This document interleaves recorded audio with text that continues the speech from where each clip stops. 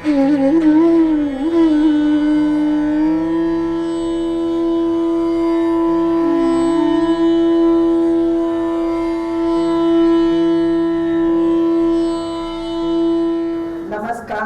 आपल्या कार्यक्रमाला सुरुवात करत आहोत.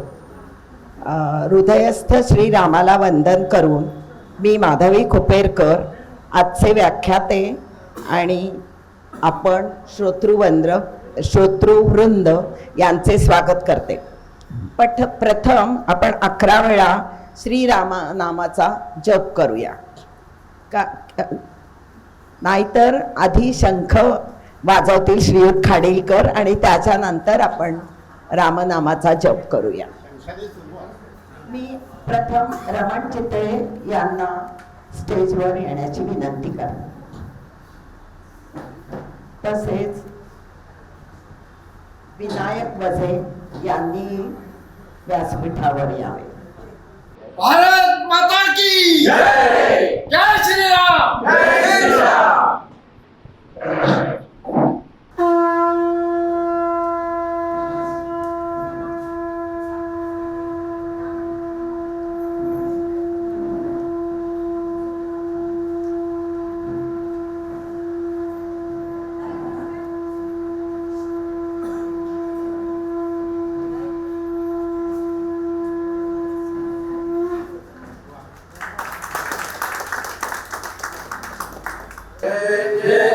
रघुवीर समर्थ.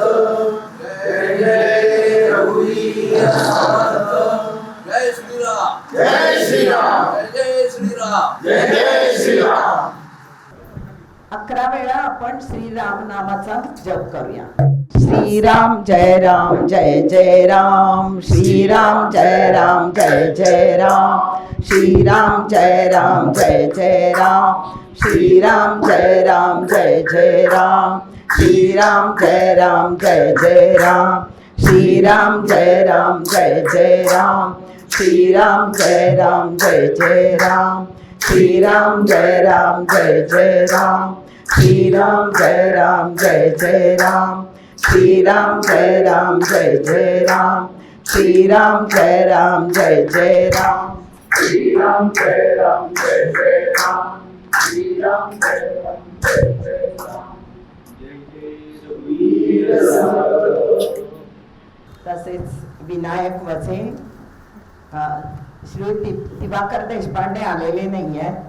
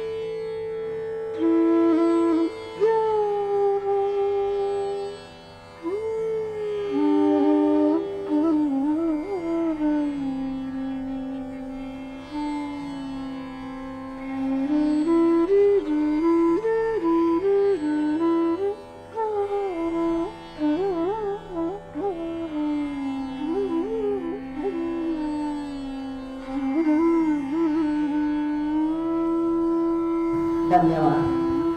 आता मी डॉक्टर निर्मलाताई देशपांडे यांना प्रास्ताविक करण्याची विनंती करते. नमस्कार दासबोध प्रेमी मंडळी. मी डॉक्टर निर्मला देशपांडे या आमच्या समर्थ मंडळाबद्दल 2 शब्द बोलणार आहे. श्री समर्थ रामदास स्वामी जे आपले राष्ट्रीय गुरु आहेत यांच्याबद्दल, त्यांच्या अवतार कार्याबद्दल, शिकवणीबद्दल असेच हे सगळे अभ्यास करणारी मंडळी आहेत. तसेच श्री दासबोधाचा यथार्थ आणि भावार्थ श्री समर्थच जाणतात, म्हणून तुझ्या दासबोधासी त्वा बोध व्हावे, हे असा श्लोक आपण किंवा ही प्रार्थना आपण नेहमीच म्हणत असतो. अशा गूढ विषयांवर तज्ज्ञ मंडळींचे भाषण, विचार, चर्चा हे अभ्यासक हे सर्वजण हे श्री चितळे सर त्यांचे विचार तर सांगणार आहेतच, त्यांचे मंडळातर्फे मी स्वागत करते. आता थोडंसं आमच्या समर्थ मंडळाविषयी. इथे बरेचसे नवीन चेहरे आहेत, तर जरा मी थोडं बोलू इच्छिते. कार्याध्यक्ष श्री विनायक वझे आणि अध्यक्ष आमचे श्री दिवाकर देशपांडे, डॉक्टर अनिल पिंपळखरे, श्री पुजारी श्री मोकाशी, श्री प्रोफेसर केळकर, बापूसाहेब गोहाड, श्री दामोदर जोशी, तसेच बापूसाहेब डॉक्टर विनया पुंडे, अशा तज्ज्ञ लोकांनी खरोखर त्यांचं एवढा अभ्यास आहे आणि उत्साही मंडळींनी या सर्व सहकार्याने मिळून हे मंडळ स्थापन केलं आणि त्याची धुरा आत्तापर्यंत यशस्वीपणे त्यांनी पार पाडलेली आहे. तर जेव्हा आम्ही महिन्यातनं एकदा जमतो तर महिन्यातनं तेव्हा चर्चा होते एखाद्या विषयावर.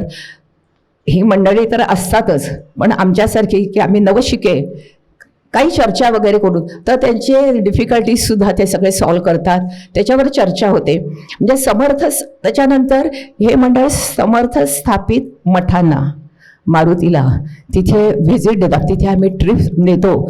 नुसतंच ट्रिप्स वगैरे असं एन्जॉयमेंट वगैरे असं नाही, त्यांच्या काय रिक्वायरमेंट्स आहेत त्यांना ते आर्थिक मदत करतो आणि त्याप्रमाणे इकडे काही ठिकाणी तर गव्हर्नमेंटकडे सुद्धा आम्ही अप्लाय करून हे काही आणखी मोठ्या प्रमाणात मदत होऊ शकते वगैरे असं आमचे कार्याध्यक्ष विनायक वाजे अगदी हिरिरीने करत असतात. तर अशा या समाज प्रबोधन करणाऱ्या मंडळात ही तर बरीच नवीन मंडळी आहेत, ते सुद्धा येऊ शकतात. म्हणजे ते पण आमचे एक मेंबर झाले तर त्यांचं खरोखरच स्वागतच आहे. तर आता आजच्या या वक्त्यांची मी माहिती काहीच सांगितलेली नाही आहे, अधिक माहिती आमचे प्रोफेसर करतील. बोल तू त्यांचं नाव. आपले आजचे जे प्रवचनकार आहेत रमण चितळे यांचा परिचय श्रीयुत भरत केळकर करून देतील.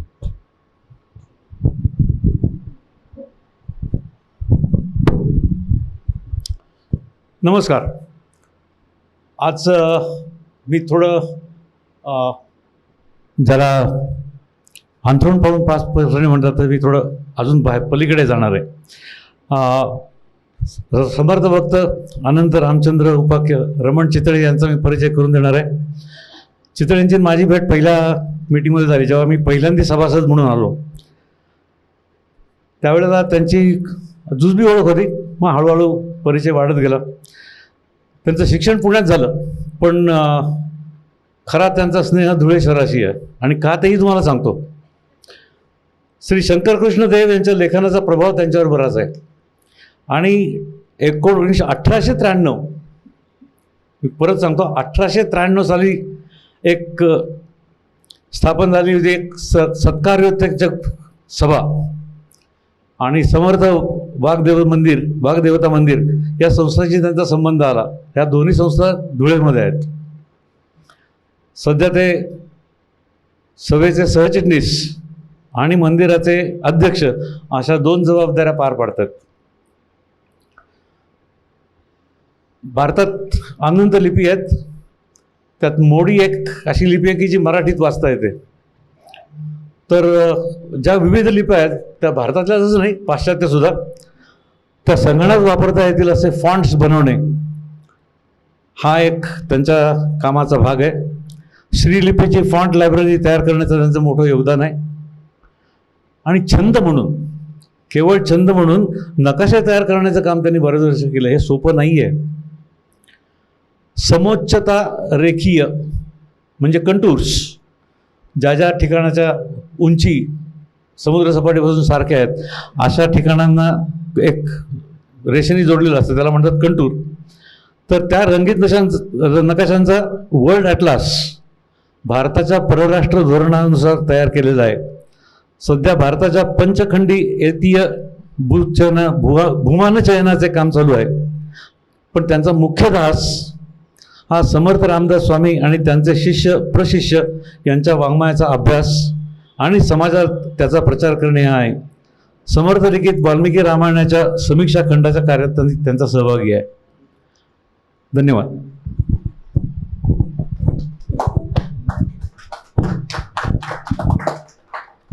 आता आपण श्रीयुत विनायक वझे यांना विनंती करते की श्रीयुत रमण चितळे यांचा सत्कार करावा. श्रीफल, शाल आणि अल्पसे मूल्य असे स्वरूप आहे.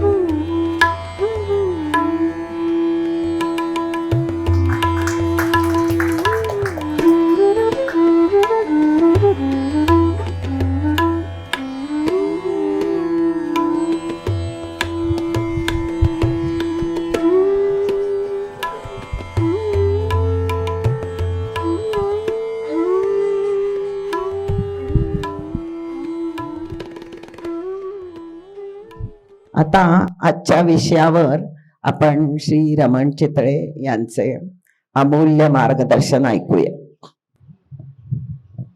जय जय रघुवीर समर्थ. आज जो विषय प्रगट झालेला आहे तो मराठेशाही आणि समर्थ वाङ्मय असा झाला आहे, पण त्याच्यात किंचित चूक झाली आहे. मराठेशाही आणि वाङ्मय हे थोडंसं कानाला वेगळं लागतं, म्हणून समर्थ आणि मराठेशाही असा आजचा विषय आहे. म्हणजे मराठेशाहीमध्ये समर्थांचं काय स्थान आहे ते आपल्याला कळावं. आणि ही जी एक महान क्रांती भारतवर्षामध्ये झाली की जिच्यामुळे सगळ्या आशिया खंडाचा इतिहास बदलला, त्याच्यामध्ये आपल्या समर्थांचं काय योगदान होतं, कसा संबंध होता, हे आपल्याला कळायला पाहिजे. प्रथम आपण महाराष्ट्रगीत म्हणून, अर्थात त्यातली थोडी कडवी, संपूर्ण मोठं आहे ते कोल्हटकरांचं.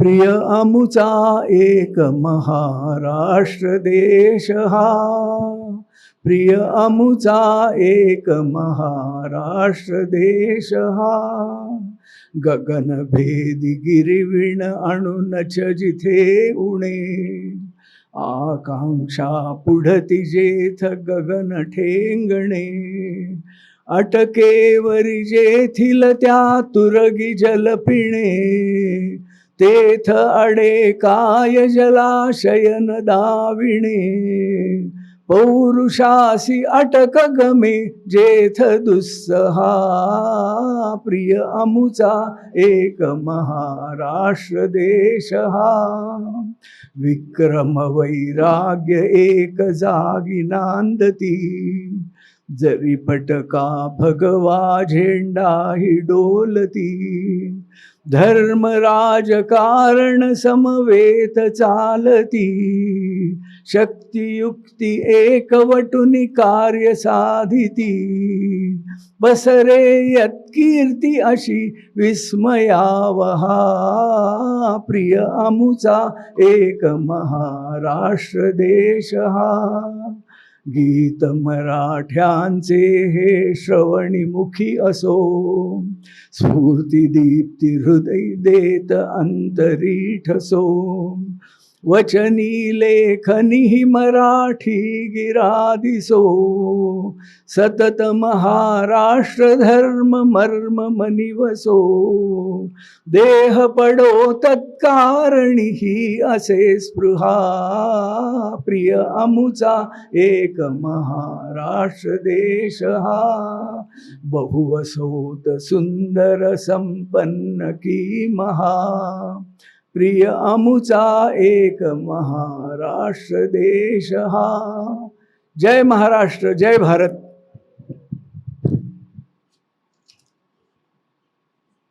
तर ही मराठेशाही हा शब्द काय आहे?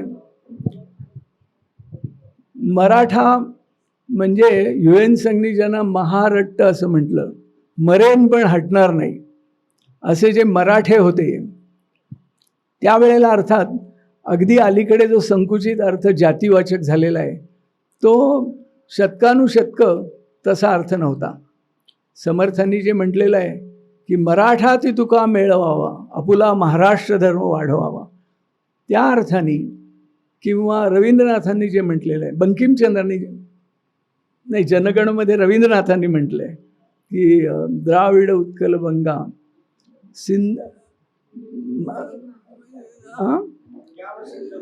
मराठा, पंजाब सिंध गुजरात मराठा, म्हणजे महाराष्ट्रीय म्हणजे मराठा असा अर्थ पहिल्यापासून रूढ होता. हल्लीच त्याला इंग्रजी आमदानीपासून मराठा हे साधारण 125-150 वर्षामध्ये जास्ती उठाव मिळालेला आहे त्याला. तर हा मराठा आणि शाही म्हणजे शास हा जो संस्कृत धातू आहे आपला, त्याच्यापासून शासी म्हणजे शासन करणं, शासन करण्याची रीत, शासन करणारं मंडळ. तो सचा ह होतो हे आपल्याला माहिती आहे. या पाश्चिमात्य तुर्की अफगाणी लोकांना स नीट उच्चारता येत नाही, त्यामुळे सिंधूचं जसं हिंदू झालं तसं शासीचं शाही झालं. म्हणजे ह्या महाराष्ट्राची, मराठ्यांची शासन करण्याची रीत म्हणजे मराठेशाही. आणि ती आपल्याला भाग्य ते शिवकाळाच्या आधी बराच काळ मिळालेलं नव्हतं. प्राचीन काळामध्ये मिळालेलं होतं, सातवाहनांमध्ये किंवा चालुक्यांच्या राजवटीमध्ये, कलचुरियांमध्ये. पण अलीकडच्या काळात शिवरायांच्यामुळे जी क्रांती झाली आणि त्या क्रांतीने पडसाद त्याचे खूपच उमटले आणि देशाचा सगळा इतिहासच पालटून गेला. तर जवळ धरलं पाहिजे हे. ठीक आहे. देशाचा सगळा इतिहास पालटून गेला खरोखर. तर ही जी क्रांती झाली, मराठ्यांनी केलेली क्रांती, त्याच्यातलं समर्थांचं योगदान आपल्याला बघायचं आहे. आता इतकं आपल्या मनावर सगळीकडनं हे होतोय की शिवप्रभू म्हणजे मराठेशाही. पण खरं तसं नाही आहे. प्रत्येक क्रांतीला कुठलं तरी वैचारिक अधिष्ठान लागतं आणि तसा अधिष्ठाता लागतो. तर हे स्फुल्लिंग जे आहे ते समर्थांच्या वाङ्मयामध्ये आपल्याला दिसतं. आपले गोविंददेवजी गिरी म्हणतात की असं दुसऱ्या कुणाचं वाङ्मय आहे की जे आपल्या राष्ट्रीय तेजाला उद्युक्त करेल, त्या स्फुल्लिंगावर फुंकर घालेल, असं दुसरं कोणाचंही वाङ्मय आढळत नाही. त्यामुळं शिवसमर्थ योग हा या क्रांतीचा खरा गड्डा आहे. या क्रांतीचं खरं कारण शिवसमर्थांचं अवतार कार्य हे आहे. आता कसं हे इतक्या जवळून होतं ते आपण ऐतिहासिकदृष्ट्या पाहूया, कारण हल्ली लोकांना पुराव्याशिवाय काही नको असतं.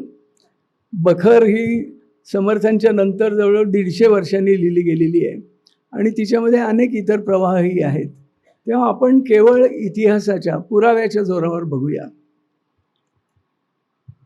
आपल्याला खूप आधी शहाजीराजांचं चरित्र पाहावं लागेल. त्याच्यासाठी राधा माधव विलास चंपू म्हणून जे राजवाड्यांनी एक चंपू काव्य 13 भाषांमध्ये मिळून आहे, ते जयराम पिंडे यांचं, त्याच्यामध्ये सगळं शहाजीराजांचं चरित्र आलेलं आहे. आणि त्यांची सुप्त इच्छा फार पूर्वीपासून होती की ह्या आक्रमकांचा पाडाव करणं हेच आपलं इतिकर्तव्य आहे. पण त्यावेळेला तशी अनुकूल स्थिती यायची आणि चटकन निघून जायची. तरीसुद्धा शहाजीराजे असे होते की त्यांनी निजामशाहीतला एक वंशज अवघ्या 7-7.5 वर्षाचा त्याला आपल्या मांडीवर घेऊन अहिल्यानगर, आता जिथे म्हणतो आपण निजामशाहीचं मुख्य केंद्र, तिथून कारभार त्यांनी 5 वर्ष पाहिलेला आहे आणि मोगलांशी लढा दिलेला आहे, कुतुबशाहीशी, आदिलशाहीशी लढा दिलेला आहे आणि कसंही करून त्यांनी ती टिकवायची फार धडपड केली. तर ही जी त्यांच्या मनातली इच्छा होती, सदिच्छा होती, त्याला त्यांनी वाट कुठे करून दिली तर जेव्हा त्यांना आदिलशाहीमध्ये राहिल्याशिवाय गत्यंतर नव्हतं, त्यावेळेला त्यांची निजामशाही आणि आदिलशाही दोघांनी दिलेली ही जी पुणे जिल्ह्यातली जहागीर होती, त्या जहागिरीवर आता हा शेवटचा प्रयत्न करून बघायचा म्हणून शिवाजी महाराजांबरोबर खरोखर अष्टप्रधान मंडळ शोभेल अशा तऱ्हेचे मुत्सद्दी आणि पराक्रमी लोक त्यांनी पाठवले. आणि दादाजी कोंडदेव हे जे त्यांचे हुकमी एक्के होते, त्यांना इथे त्यांच्या मार्गदर्शनासाठी पाठवलं. त्यांनी शिवाजी महाराजांना राजकारणाचे पहिले धडे दिले. इथले अतिशय माजोरी जे देशमुख होते मावळातले, त्यांना दादाजींनी सरळ केलं आणि शिवाजी महाराजांचा मार्ग प्रशस्त केला. तर ह्या शहाजीराजांच्या सगळ्या कर्तृत्वामध्ये एक असा काळ होता की ते जुन्नर ते त्र्यंबकेश्वर ह्या भागात त्यांचं सारखं फिरणं, या निजामशाहीला वाचवण्यासाठी सारखं फिरणं होतं. आणि त्याच वेळेला त्या फिरण्यामध्ये गरोदर आपल्या पत्नींना त्यांनी शिवनेरी किल्ल्यावर ठेवलं आणि तेव्हाच तो शिवरायांचा अवतार तिथे झाला. नेमका ह्याच वेळेला 1632 समर्थांचं पुरश्चरण टाकळीला संपत आलं होतं. आणि त्याच वेळेला 4 वर्ष शहाजीराजांची त्या भागात सगळ्या टॅपा त्यांच्या दुमदुमत होत्या. आपण जर त्र्यंबकेश्वरच्या उपाध्यायांच्या चोपड्या पाहिल्या तर 10-12 वेळा शहाजीराजे त्यावेळेला तिथे येऊन गेल्याचे उल्लेख आहेत. आणि समर्थ त्या भागामध्ये नाशिकच्या एक बाल तपस्वी म्हणून त्यांची कीर्ती सगळीकडे कीर्ती व्हायला सुरुवात झालेली होती. दशक पंचक गावाच्या कुलकर्ण्यांचा मुलगा उठवल्यापासनं तर ते त्यांचं महात्म्य खूपच सगळीकडे पसरलेलं होतं. अशा त्या बाल तपस्व्याची भेट ही शहाजीराजांनी निश्चित घेतली असली पाहिजे. हे आपल्याला कशावरून घेतली असली पाहिजे याचा पुरावा पुढे येईल आपल्याला. ती भेट झाली आणि शहाजीराजांनी त्यांना सांगितलं की खरोखर हे धर्मावर आलेलं संकट फार मोठं आहे. आणखीन ते जर दूर करायचं असलं तर आपल्याला कुठेतरी निखळणी प्रयत्न केला पाहिजे. तसा मी पुण्याला प्रयत्न करण्याचा विडा उचललेला आहे आणि तुम्ही आमच्या भागामध्ये येऊन तिथे तुमचं हे जे तपस्तेज आहे त्याच्या आधाराने कार्याला लागलं पाहिजे. तर समर्थ म्हणले की अहो पण मी तर सगळा भारत पाहायचं ठरवलं आहे. तो पाहून त्याची स्थिती पाहून धर्माचं कार्य तर केलंच पाहिजे. मी तुमच्या याला पूर्ण सहमत आहे. पण तुम्ही जी इतकी कळकळीने मला सांगताय ते मी माझं सगळं परिभ्रमण पुरं झाल्यानंतर मी त्याला निश्चितपणे मान देईन आणि तिथे जाईन. तर समर्थांनी प्रथम 12व्या वर्षापर्यंत त्यांना जांबेला श्रीरामांचा अनुग्रह झाला. त्यानंतर लग्न समारंभातनं फडकले. 12 वर्ष टाकळीला तपस्या केली आणि त्याच्या पुढची 12 वर्ष त्यांनी आसेतू हिमाचल, हे आपल्या सगळ्यांना बरोबर माहिती आहे, आसेतू हिमाचल सगळा भारत पाहून सोडला. त्यातलं एक फार महत्त्वाचा प्रसंग झाला तो म्हणजे शिखांचे जे हरगोविंद हे गुरु गोविंद सिंहांचे आजोबा यांची जी भेट झाली. श्रीनगर म्हणून आपलं काश्मीरातलं श्रीनगर नव्हे, हिमाचल प्रदेशातलं श्रीनगर, तिथेही भेट झाली. आणि तिथे त्यांच्या रोजनाम्यामध्ये जे इतिवृत्त लिहिलं जायचं ते फार पुढे, म्हणजे 1957 जेव्हा आपले पुण्याचेच काकासाहेब गाडगीळ हे पंजाबचे राज्यपाल होते, त्या राज्यपाल पदाच्या कारकिर्दीमध्ये त्यांना तो रोजनामा पाहायला मिळाला. आणि त्याच्यानंतर मग सगळीकडे झालं की समर्थांची हरगोविंद गुरूंची कशी भेट झाली, त्यांच्यात काय संवाद झाला, अगदी अधिकृत असं ते आहे. समर्थांनी त्यांना विचारलं की एक दक्षिणेकडचा तरुण तेजपुंज साधू असा आला आणि त्यांनी गुरूंना विचारलं की आपण अध्यात्माचे प्रवक्ते आणि ह्या 2 तलवारी कशासाठी आहेत आपल्याकडे. त्यांनी सांगितलं एक तलवार राष्ट्राच्या रक्षणासाठी आहे आणि दुसरी तलवार धर्माच्या रक्षणासाठी आहे. तेव्हा असा त्यांच्यात संवाद झाला असं त्यांच्या अधिकृत रोजनाम्यामध्ये लिहिलेलं आहे. हा प्रसंग मोठा क्रांतिकारक आहे, कारण शीख संप्रदायाची पुढे कशी वाटचाल झाली आपल्या डोळ्यासमोर आहे. की जणू काही स्वतंत्र धर्म आहे इथपर्यंत म्हणण्यापर्यंत त्यांच्यातल्या काहींची मजल गेलेली आहे. आणि आपला रामदासी संप्रदाय मात्र हा महाराष्ट्रामध्ये आज फार वाईट वाटतंय म्हणायला, कसा तरी जीव धरू नये. आपण सगळी समर्थांची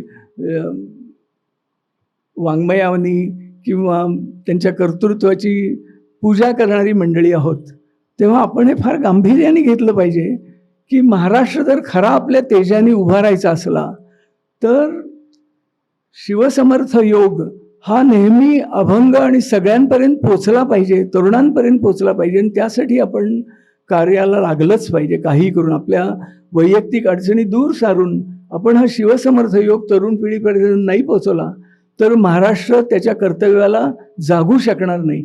महाराष्ट्र एकांगी होईल.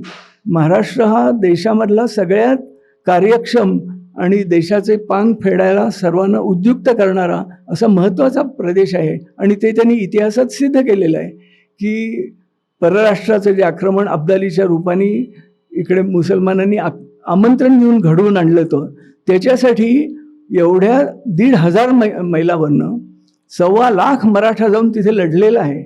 आणि त्यांनी इतकं त्यांना खिळखिळ करून सोडलं की दर वर्षाआड येणारा अब्दाली त्यानंतर पुन्हा कधीही भारतात आला नाही. हा खरोखर मोठ्या प्रमाणावर आपला विजयच आहे. तत्कालीन ती लढाई जरी आपण हारल्यासारखे वाटलं तरी सुद्धा. तेव्हा हे जे महाराष्ट्राचं तेज आहे ते तेज टिकायचं असलं तर महाराष्ट्र असा सम्यक रूपामध्ये शिवसमर्थ योगाच्या रूपामध्ये जिवंत राहायला पाहिजे.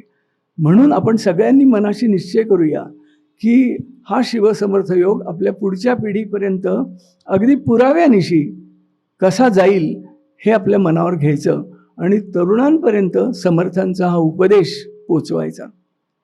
कारण आज आपला फार मनामध्ये भ्रम निर्माण झालेला आहे की धर्माची आवश्यकता जीवनामध्ये नेमकी काय आहे. अरे धर्म नसला तर जीवनच नाही. ते धर्मेण हीना हा पशुभिः समानः म्हटलेलंच आहे. तेव्हा धर्म हा सगळ्याचं मूळ आहे. सूर्यनारायणाच्या खाली जेवढी सृष्टी आहे ती आणि स्वतः सूर्यनारायण आहे हे सुद्धा धर्माच्याच तत्वांमुळे त्याच्या अधिष्ठानावरच आहेत. तेव्हा धर्म हे सगळ्यात शेवटचं सगळ्यात मोठं मूल्य आहे आणि धर्माशिवाय मानव्याला काहीच अर्थ नाही. हा आपल्या संस्कृतीचा 10,000 वर्षापूर्वीचं संशोधन कडून काढलेला सिद्धांत आहे. तो आपल्या पुढच्या पिढीपर्यंत आपण पोचवणार की नाही. तेव्हा तो पोचवण्यासाठी धर्मस्थापक असे जे श्री समर्थ आहेत त्यांच्या चरित्राचे आणि वाङ्मयाचे 2 पैलू आहेत.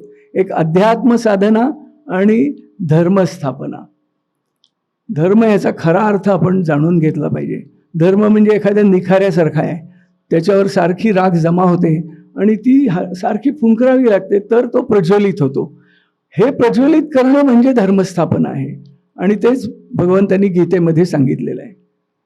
तर हे म्हणजे सोप्या शब्दात सांगायचं तर जनकारण आणि मनकारण. अध्यात्म म्हणजे मनकारण आहे. मनाने परमेष्ठीचा शोध घ्यावा लागतो आणि जनाचं जीवन हे अत्यंत न्यायाने नीतीने चालावं म्हणून धर्माची अभिव्यक्ती झालेली आहे. तेव्हा हे जनकारण आणि मनकारण असं समतोल रूपात सांगड घालून समर्थांच्या वाङ्मयामध्ये आपल्याला सापडतं. म्हणून त्याचा प्रसार झाला पाहिजे आणि ह्याला शिवसमर्थ योग एवढंच एक औषध आहे. तर अशी शहाजीराजांची ती भेट झाली. समर्थांनी सगळा भारत पाहिला. आधी अध्यात्माचाच सगळीकडे प्रसार करायचा हा जो त्यांचा संकल्प होता की रामाचा साक्षात्कार जनतेला झाला पाहिजे. त्याच्यामध्ये त्यांना थोडासा बदल करायला लागला आणि त्यांनी मनात आणलं की आपला धर्मच केवढा संकटात सापडला आहे. तेव्हा त्या धर्माचं व्युत्थान घडवून आणणं हे अध्यात्म इतकंच महत्त्वाचं आहे तर भारत आपल्या सिद्धांताचा मानव्यामध्ये प्रसार करू शकेल. एक दुसरी थोडा विषयांतर होईल पण आपले गोडसे भटजी म्हणून 1857च्या काळात उत्तरेत गेले होते. तिथे त्या रणधुमाळीमध्ये त्यांचा आधी मुक्काम झाशीलाही झालेला होता. सगळं युद्ध झालं. आणखीन एके ठिकाणी दुपारी रणरणत्या उन्हात हे गोडसे भटजी भेटले होते. तेवढ्यात धुळीचा तिकडून एक लोट आला आणि झाशीवाली ही 15-20 तिच्या सैनिकांसह एका विहिरीवर पाणी पिण्यासाठी आली आणि तिथे हे गोडसे भटजी होते. तिने गोडसे भटजींना ओळखलं की झाशीला राहिलेले हेच ते आहेत. आणि ती म्हणली की मी विधवा, दूध भात खाऊन घरी राहणारी, पण आपल्या धर्मावर जेव्हा घाला आला तेव्हा मला शस्त्र हाती धरावं लागलं. हे तिचे उद्गार गोडसे भटजींनी लिहून ठेवलेले आहेत. तेव्हा आपल्या सगळ्यांचं हृदय म्हणजे धर्म आहे आणि हा अखिल मानवांसाठी भारतीयांनी सनातन धर्म काढलेला आहे. तर तो धर्म पसरवणं हे समर्थांचं योगदान आहे आणि त्याला आपण जागलं पाहिजे. तर ही शहाजीराजांची भेट झाली आणि समर्थांनी सगळा राष्ट्र पाहिलं आणि ठरवलं की आपण महाराष्ट्रामध्ये जे शहाजीराजांनी आपल्याला सांगितलं आहे त्यांच्या प्रदेशातच जायचं. नेमकं आधी ते आले ब्रह्मारण्यात म्हणजे महाबळेश्वरला, आणि महाबळेश्वर नंतर ते एकदम कुठे गेले असतील तडक, ते मसूरला. मसूरला शहाजीराजांनी जगदाळे घराण्याकडनं पाटीलकी हिसकावून घेतलेली होती, कराड आणि मसूर परगण्याची. आणि पुढे पिढ्यानपिढ्या जगदाळे लढले पण त्यांना ती काही पुन्हा मिळाली नाही, शाहूराजांनी सुद्धा दिली नाही. तर एका विशिष्ट उद्देशाने शहाजीराजांनी, कारण पूर्व भागातनं जो आपला रखरखीत आणि दुष्काळी भाग आहे महाराष्ट्राचा, तिथून सगळी सैनिकांचा पुरवठा तिथल्या पूर्वेकडनं मसूरच्या तिथून येत असे, म्हणून ते ठाणं फार महत्त्वाचं होतं. हे आटपाडी, मायणी असा जो सगळा भाग आहे, खटाव, तो सैन्य भरतीला फार महत्त्वाचा होता, म्हणून ते ठाणं तिथे घेतलं होतं. तिथे बरोबर नेमके समर्थ आले. म्हणजे शहाजीराजांची भेट नक्की झाली असली पाहिजे. एवढा सगळा उत्तर महाराष्ट्रात त्यांचं तप झालं होतं, पूर्व महाराष्ट्रात त्यांचा जांबेसारखा स्वतःचा भाग होता. अखिल भारतभर फिरले, अनेक ठिकाणी त्यांना अनुकूलता दिसली असेल, पण शहाजीराजांच्या त्या भेटीचं स्मरण ठेवून ब्रह्मारण्यातनं नेमके ते मसूरलाच आले. याच्यावरनं निश्चित होतं की शहाजीराजांची त्यांची भेट नक्कीच झाली असली पाहिजे.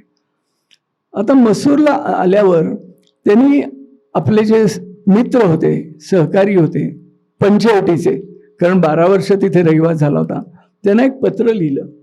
त्या पत्रामध्ये समर्थांच्या अध्यात्मकारणाची पंचसूत्री दिलेली आहे. शुद्ध उपासना, विमल ज्ञान, वीतराग आणि ब्राह्मण्य रक्षण, गुरुपरंपरेचे लक्षण, शुद्ध मार्ग. एवढं जरी तुम्ही सांभाळत तरी सगळं काही रामाला पावलं, असं त्यांनी लिहिलेलं आहे. त्याच पत्रामध्ये ते सहज लिहून गेलेत की तुम्ही किती भाग्यवान, रोज रामरायाची तुमची भेट होतीये आणि मी पडिलो दूरदेशी, असं त्यांनी त्याच्यात एक क्लॉज घातलेला आहे. मी पडिलो दूरदेशी. पडलो हे क्रियापद त्यातलं फार महत्वाचं आहे. शहाजीराजांशी जो संकेत झाला होता त्याच्यामुळे मी विवश होऊन मला इथे राहावं लागतंय. अगदी आरंभी हे पत्र लिहिलेलं आहे त्यांनी इथे आल्यावर. पुढे मग ते इथे रमले आणि इथल्या लोकांचा जहालपणा, इथल्या लोकांमधलं तेज त्यांच्या प्रत्ययाला आलं आणि त्यांना इथे फारच अनुकूल असा भाग वाटला. हे सगळं खरं आहे. तर इथे ते राहिले. आता शहाजीराजांनी सुद्धा आपल्या कुटुंबामध्ये समर्थांच्या बद्दल हे निश्चित सांगितलं असलं पाहिजे. कशावरून? तर इथे समर्थ आले, 1.5-2 वर्ष राहिले आणि शिवरायांच्या उलाढाली हळूहळू चालू झाल्या होत्या. तोरणा आणि राजगड घेतले होते, पुरंदरकडे त्यांचं लक्ष वळलं होतं. इकडचा भाग त्यांनी शिवाजी महाराज जरी एका सरदाराचे चिरंजीव असले तरी फार सामर्थ्यवंत सरदाराचे ते चिरंजीव होते. त्या काळी भारतात म्हण होती की उत्तरेत शहाजहान आणि दक्षिणेत शहाजी राजे, म्हणून आदिलशहा सुद्धा त्यांना वचकून असायचा. कारण भातवडीला शहाजीराजांनी मोगलांचा पराभव केलेला होता. तर अशा त्या परमश्रेष्ठ अशा शहाजी महाराजांचे चिरंजीव होते आणि सगळ्या ऐश्वर्याने युक्त होते. अष्टप्रधान खरोखर योजना करून कोणी काय शिकवायचं अशा तऱ्हेने खूप मोठा लवाजमा शहाजीराजांनी इथे त्यांच्याबरोबर पाठवला होता, शेवटचा एक प्रयत्न म्हणून. आणि तो आपल्या सगळ्यांच्या भाग्याने केवढा यशस्वी झाला हे आपल्या सगळ्यांना माहिती आहे. तर अशी 1.5-2 वर्ष गेल्यावर समर्थांना हे वाटायला लागलं की शहाजीराजांमुळे आपण इथे आपला उद्योग चालू केला आहे आणि बाल शिवाजी तिकडे कामाला लागले तरी आपल्याकडे त्यांचं लक्ष नाही आहे. आता समर्थ असते ते काय उलाढाली नसं कमी पडणार आहेत. त्यांनी शिवरायांना पत्र लिहिलं, मोठ्या वात्सल्याने पत्र लिहिलं, कौतुक करून लिहिलं की निश्चयाचा महामेरू बहुत जनासी आधारू अखंड स्थितीचा निर्धारू. इतके ते पक्के होते आपल्या निश्चयाशी. अखंड स्थितीचा निर्धारू श्रीमंत योग, योगी असा नाही आहे शब्द मूळ पत्रामध्ये, योग असा श्रीमंत योग तुमच्या रूपाने इथे अवतरलाय. पुढे त्यांच्या सगळ्या एकूण तयारीचं वैभवाचं वर्णन समर्थांनी केलंय. आणि शेवटी एक ओवी घातली आहे की तुमचे देशी वास्तव्य केले परिवर्तमान नाही घेतले. म्हणजे शहाजीराजांनी तुम्हाला सांगून सुद्धा तुम्ही ह्या 1.5-2 वर्षात इकडे काही फिरकलाच नाहीत, माझी वास्तपुस्त केली नाहीत. समर्थांना ही मोठी हेच होती सवय की ते चिपळूणला गेले आणि जमदग्नी ऋषींना सांगितलं की तुमचा मुलगा म्हणजे परशुराम माझ्याकडे लक्ष देत नाहीये, तेव्हा त्याला द्यायला सांगा. त्यावेळी जसं ब्राह्मणांच्या प्राधान्याने राज्य परशुरामांनी निर्माण केलं तसं निर्माण झालं पाहिजे, तेव्हा तुमच्या मुलाला कानमंत्र द्या. तसंच हे त्यांनी शिवरायांना लिहिलं समर्थांनी की तुमचे देशी वास्तव्य केले परिवर्तमान नाही घेतले ऋणानुबंधे विस्मरण झाले. काय नशीब, काय योगायोग. तुम्हाला बहुतेक तुमच्या वडिलांनी जे सांगितलं होतं ते विस्मरणात गेलेलं दिसतंय. काय निर्णय, किती शालीनतेने त्यांनी लिहिलंय की तुम्ही कामामध्ये फार आहात, व्यस्त आहात, तरी सुद्धा तुम्हाला हे मी मुद्दाम लिहितोय, क्षमा केली पाहिजे, असं फार यांनी पत्र लिहिलेलं आहे ते. तर ते पत्र जसं शिवाजी महाराजांना पोचलं तसं एकदम ते खरकन जागे झाले की हो, तीर्थरूप महाराजांनी आपल्याला हे सांगितलेलं होतं की असे असे एक प्रभावी तरुण इकडे कामाला मी त्यांना गळ घातलेली आहे. आणि मग त्यांच्या आणि समर्थांच्या भेटी व्हायला लागल्या. आधी त्यांनी समर्थांना शोधून काढलं, आपले जासूस पाठवले. आणि ही सगळी गोष्ट झालेली आहे 1647 मध्ये. 44 मध्ये समर्थ मसूरला आले आणि 47 मध्ये शिवाजी महाराजांच्या त्यांच्या भेटी व्हायला प्रारंभ झाला. ह्या भेटीनंतर 2 वर्षांनी 1649 मध्ये शिवरायांना समर्थांचा अनुग्रह झाला. शिंगणवाडीला चाफळजवळ पर्वताच्या पायथ्याशी एका बागेमध्ये. आणि त्याच वेळेला त्यांचे एक निकटवर्ती, पुढे अष्टप्रधानातच होते ते म्हणजे निळो सोनदेव. म्हणजे आपल्याला आबाजी सोनदेव माहिती आहेत, कल्याणची सून त्या ह्याच्यातले, ते यांचे धाकटे भाऊ आबाजी सोनदेव. हे जे निळो सोनदेव होते ते शिवाजी महाराजांबरोबर समर्थांपाशी आले होते. आणि त्या अनुग्रहाच्या भेटीच्या वेळेला शिवाजी महाराज आणि निळो सोनदेव या दोघांना अनुग्रह झाला. हे त्यांचा एक 120 वर्षापूर्वी या अमात्य बावडेकरांचा एक वंशवृक्ष म्हणून पुस्तक प्रसिद्ध झालेलं आहे. त्याच्यात साधार त्यांनी सांगितलंय की निळो सोनदेवांना असा असा समर्थांचा अनुग्रह शिवरायांबरोबर झालेला आहे. पुढे ते घरी गेले, आणखीन त्यांना मूलबाळ नव्हतं. तर त्यांच्या पत्नी मीराई म्हणून होत्या. तर त्या म्हणल्या तुम्हीच एकट्याला अनुग्रह करून घेतलात, त्या महापुरुषाचा अनुग्रह झाल्याशिवाय मी आता जेवणारच नाही. हे समर्थांच्या कानावर घेतल्यावर ते लगबगीने आले आणि मीराईंना त्यांनी अनुग्रह दिला. आणि त्यानंतर एक असा अनमोल हिरा त्यांच्या पोटी आला. 2 पुत्र झाले, एक नारोपंत आणि एक रामचंद्र पंत. त्यांचा पुढे आपल्या या कथनामध्ये येणारच आहे संपर्क. खरोखर तो सुद्धा एक फार थोर पुरुष होता आणि असा भाग्यवान पुरुष की ज्याला समर्थांचंही मार्गदर्शन लाभलं आणि शिवाजी महाराजांचंही मार्गदर्शन लाभलं. अवघा 17 वर्षाचे ते असताना शिवरायांनी जो सिंधुदुर्ग बांधला, 17व्या वर्षी त्याची सबनिशी दिली त्यांना. असे पाणीदार होते. सभासदांची बखर आहे. ते शेवटी सभासदांनी लिहिलंय की महाराजांना 2 व्यक्तींबद्दल विश्वास वाटत होता. एक म्हणजे महाळोजी घोरपडे यांचा मुलगा संताजी आणि निळो सोनदेव यांचा द्वितीय पुत्र रामचंद्र. या दोघांवर त्यांची भिस्त होती. हे महाराजांच्या शेवटच्या काळातलं पाहिलेलं कृष्णाजी अनंत सभासद या त्यांच्या निकटवर्ती यांनी लिहून ठेवलेलं आहे. आता हे जे मी सगळं सांगतोय त्याला खरोखर आधारानेच सांगतोय मी. 2 गोष्टींचा आधार आहे.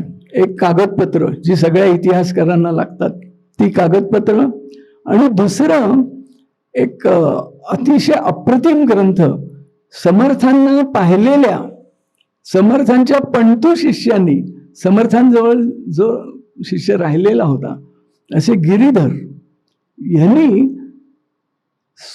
स्वनेत्रांनी जे चरित्र सज्जनगडावर पाहिलं, आणि त्यावेळेला कल्याण, दिवाकर, दिनकर, मेरू असे कित्येक शिष्य, वेणाबाई, त्यांच्या तोंडून त्यांनी ते ऐकलं, असे भाग्यवान हे गिरीधर म्हणून होते. ते ऐन तारुण्यात समर्थांकडे आले होते. समर्थांनी सांगितलं आता आम्ही सगळं हे वेणाबाईंवर सोपवलंय. मग वेणाबाईंकडे गेले. त्याही म्हणल्या मी आता विदेशी अवस्थेत चाललेली आहे, तेव्हा माझ्या शिष्येकडे जा. म्हणून बाईयाबाई म्हणून ज्या होत्या त्यांचा अनुग्रह गिरीधरांना झाला. आणि रामदासी संप्रदायात दिनकर, मेरू, गिरीधर आणि आत्माराम हे जे 4 महान ग्रंथकार झालेले आहेत, ज्यांचं ग्रंथवैभव फारच विलक्षण आहे, त्यातले हे गिरीधर आहेत. समर्थांचे पंतू शिष्य, पण 2-2.5 वर्ष सज्जनगडावर राहिलेले, आणि त्यांनी प्रत्यक्षदर्शी जे पाहिलं किंवा प्रत्यक्षदर्शियांकडनं जे ऐकलं त्याच्यावरनं त्यांनी समर्थांच्या निर्याणानंतर समर्थ प्रताप नावाचा एक अप्रतिम ग्रंथ लिहिलेला आहे. त्या मानाने तो लहान आहे, 1332 ओव्यांचा, पण समकालीन व्यक्तींनी असं लिहिलेलं ह्याला ऐतिहासिक कागदपत्रांनी इतकं महत्त्व आहे. सेतू माधवराव पगडी तर म्हणायचे की ज्याला मराठीशाहीचा अभ्यास करायचा आहे त्यांनी समर्थ प्रतापाचाही अभ्यास केला पाहिजे, इतका तो महत्त्वाचा ग्रंथ आहे. त्याच्यात चमत्कार फारसे नाही आहेत. सेतू माधवरावांनी त्याच्यावर खूप लिहिलेलं आहे. तर ही कागदपत्र आणि समर्थ प्रताप या दोघांच्या आधाराने मी आपल्याला सांगतो. त्यातल्या 2 ओळ्या तर माझ्या मनावर फार ठसल्या आहेत. एक ओळी म्हणजे श्रीराम समर्थ उपासना, आकल्प संकल्प परंपरा जाणा, धर्मस्थापना जगज्जीवना, म्हणजे त्या अंतरात्म्याला, विश्वभर पसरलेल्या त्या जगदात्म्याला धर्मस्थापना जगज्जीवना, भरतखंडी करणे. असे जगज्जीवनाच्या मनात आहे की भरतखंडामध्ये धर्मस्थापना करायची, आणि म्हणून समर्थ आलेले आहे. आणि दुसरी ओवी श्रीराम समर्थासी पश्चिम सिद्धांती राहणे, म्हणजे पूर्व पक्ष उत्तर पक्ष याच्यामध्ये किंवा अन्वय आणि व्यतिरेक याच्यामध्ये जो सृष्टीची उभारणी आणि सृष्टीची संहारणी याच्यामध्ये जो पश्चिम सिद्धांत म्हणजे अंतरात्म्याचा सिद्धांत, श्रीराम समर्थासी पश्चिम सिद्धांती राहणे, सद्गुरु समर्थासी पश्चिम पर्वती निजसौख्य पाहणे, श्री गुरु समर्थासी पश्चिम देशी स्वधर्म राज्य पाळणे, श्रीराम राज्य करणे सर्वत्र हो. ही समर्थ प्रतापातली एक अतिशय उज्ज्वल ओवी आहे. आता ह्याच्यातलं पाळणे या शब्दाकडे मी आपलं लक्ष वेधतो. थोडा मध्ये भाग बघूया. या अनुग्रहानंतर म्हणजे 1649 नंतर समर्थांना डोंगरात राहणं अतिशय आवडायचं. गिरीगोहरामध्ये गिरीधरांनी सुद्धा लिहिलंय की शिवरायांना डोंगरी किल्ल्यांचं प्रेम आणि समर्थांना गिरीगोहरात डोंगरात राहण्याचं प्रेम. तर समर्थांचा 1655च्या सुमाराला शिवथर इथे समर्थांचं येणं झालं. आणि त्या शिवथरमध्ये, शिवथर हे स्थान फार विशिष्ट आहे अगदी. तिथनं अवघ्या 11 मैलावर स्वराज्याची पहिली 23 वर्ष राजधानी असलेला राजगड आहे. 11 मैलावर. अवघ्या 15 मैलावर तिथून नंतरची राजधानी रायगड आहे. आणि अवघ्या 25 मैलावर शिवरायांचं जे एक अतिशय महत्त्वाचं स्थान जिथे त्यांनी भवानीची स्थापना केली तो प्रतापगड आहे.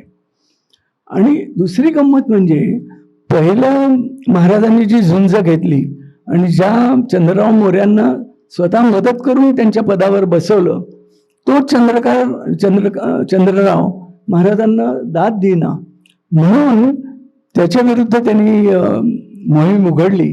कारण कोकणचं द्वार म्हणजे हे जावळी खोरं होतं, तर ते आपल्या ताब्यात यायला पाहिजे.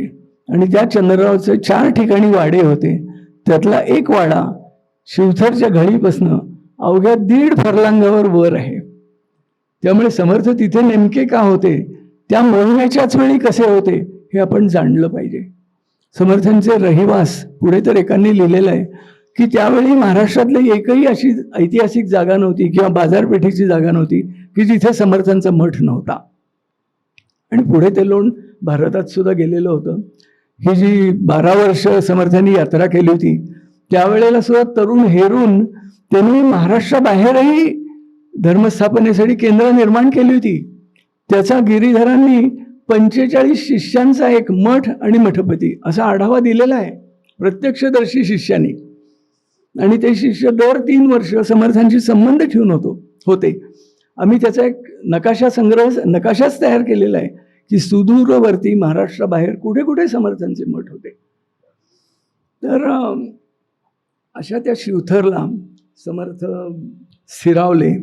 तिथे श्रीमद दासबोधाच्या पहिल्या 6 दशकांची रचना झाली.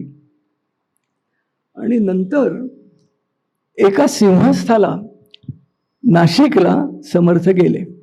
तो 1658चा सिंहस्थ होता. आणि आता नाशिकच्या श्रीरामावर, काळ्या रामावर समर्थांची केवढी भक्ती होती की 12 वर्ष त्यांनी आराध्य दैवत पूजलेलं होतं. तर त्या सिंहस्थाला समर्थ गेले. आणि प्रतापातली ओवी आहे की या सिंहस्थाला रामाने त्यांना आज्ञा केली की आता तू धर्मस्थापनेच्या कार्याला प्रत्यक्ष माझं अधिष्ठान महाराष्ट्रामध्ये उभार आणि कार्याचा जोर कर. ते रामाचं वरदान घेऊन प्रतापातली ओवी अशी आहे, समर्थे अफजल खानासी मारविले, मग चाफळ क्षेत्र उभे केले, तुळजा माऊलीसी संस्थापिले, जावळी पर्वती प्रतापगडी. ही एकच ओवी किती सांगून जाते बघा कालक्रम, की पहिल्यांदा सिंहस्थामध्ये रामाची आज्ञा, त्यानंतर अफजल खानासी मारविले. हे मारविले क्रियापद किती महत्वाचं आहे. 16व्या दशकाचा 6वा समाज दासबोधातला केवळ ह्या अफजल प्रकरणावर आहे. त्यातली प्रत्येक ओवी, प्रत्येक अक्षर अतिशय महत्वाचं आहे. त्याच्यात त्यांनी अफजल खानाचे गुणधर्म वर्णन केले तर राक्षसी, शिवरायांचं स्थान आणि त्यांचा केवढं मोठं त्यांना ईश्वरी वरदान होतं तेही विशेष तुळजाभवानी. अशी सगळ्यांचंच तुमच्यावर कृपा आहे पण तुळजाभवानीची विशेष कृपा आहे असं सांगून त्यांचा आत्मविश्वास वाढवला आहे. आणखीन सांगितलं की कुठेतरी एखादा निश्चय करावाच लागतो, आणखीन असं काही समयी धारिष्ट करावं लागतं की एकदम काम सगळं फत्ते होतं. जे जिजाऊ माऊलींनी सांगितलं की माझा थोरला मुलगा ह्या अफजल्याने ठार केलेला आहे तेव्हा प्रतिशोध त्याचा घेतलाच पाहिजे, तेच समर्थांनी या 18व्या दशकाच्या 6व्या समासात सांगितलेले. सगळ्यांनी आपल्या दासबोधामध्ये जरूर तो समास पाहावा. तर म्हणून गिरीधरांनी लिहिलं की समर्थे 2 प्रती फक्त बीड मठात मिळालेल्या आहेत या समर्थ प्रतापाच्या. त्यातल्या एका प्रतीत तर तिकडची मोगलाईमधलं वातावरण ध्यानात घेऊन त्यांनी अफजल खानासी याच्यावर एक झिरझिरीत पातळ कागदाची पट्टी चिकटवली आहे आणि समासात त्याचा खुलासा लिहिलाय, अकारपूर्वक यवनासी मारविले. पण दुसऱ्या प्रतीत मात्र सरळ अफजल, आणि ह्या प्रतीत सुद्धा अफजल खानच होतं पण त्याच्यावर ही चिठ्ठी डकवून त्यांनी एक सावधता आपली दाखवली. ही जी ओवी आहे त्याच्यामधनं चाफळ क्षेत्राचं देवालय केव्हा उभं केलं हे आपल्याला बरोबर कळतं. म्हणजे अफजल वधाच्या नंतर. आणि शिवाजी महाराज त्यावेळी म्हणत होते की मी आपल्याला मंदिर बांधून देतो. याला ऐतिहासिक आधार आहेत ना त्यांच्या म्हणण्याला. पण समर्थ म्हणले नको, देवालय करवीन अनंत हस्ते, माझ्या शिष्य प्रशिष्यांच्या श्रमदानातनंच ते मंदिर उभं राहिलं पाहिजे. याचा पुढेही आणखी एक संबंध आहे की जेव्हा शिवाजी महाराजांनी दक्षिण दिग्विजय केला आणि पार दक्षिणेत मोठा पराक्रम गाजवून आले त्यावेळेला त्यांनी तिकडची प्रचंड मंदिरं पाहिली. मीनाक्षी मंदिर पाहिलं, श्रीरंगमचं मंदिर पाहिलं, कुंभकोणमचं मंदिर पाहिलं आणि त्यांना एकदम वाटायला लागलं की आपल्याकडे अशी मंदिरं पाहिजेत. म्हणून समर्थांना त्यांनी तयारी दाखवली की आहे ते मंदिर उतरवूया आणि कर्नाटक पद्धतीचं एक मंदिर बांधूया. म्हणजे 2 वेळा शिवरायांनी चाफळचं मंदिर बांधण्याची तयारी दाखवली.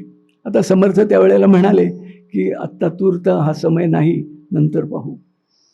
तर म्हणजे अफजल वधाच्या आधी सुद्धा हा मंदिराच्या वेळेला शिवसमर्थांचा इतका दृढ संबंध होता.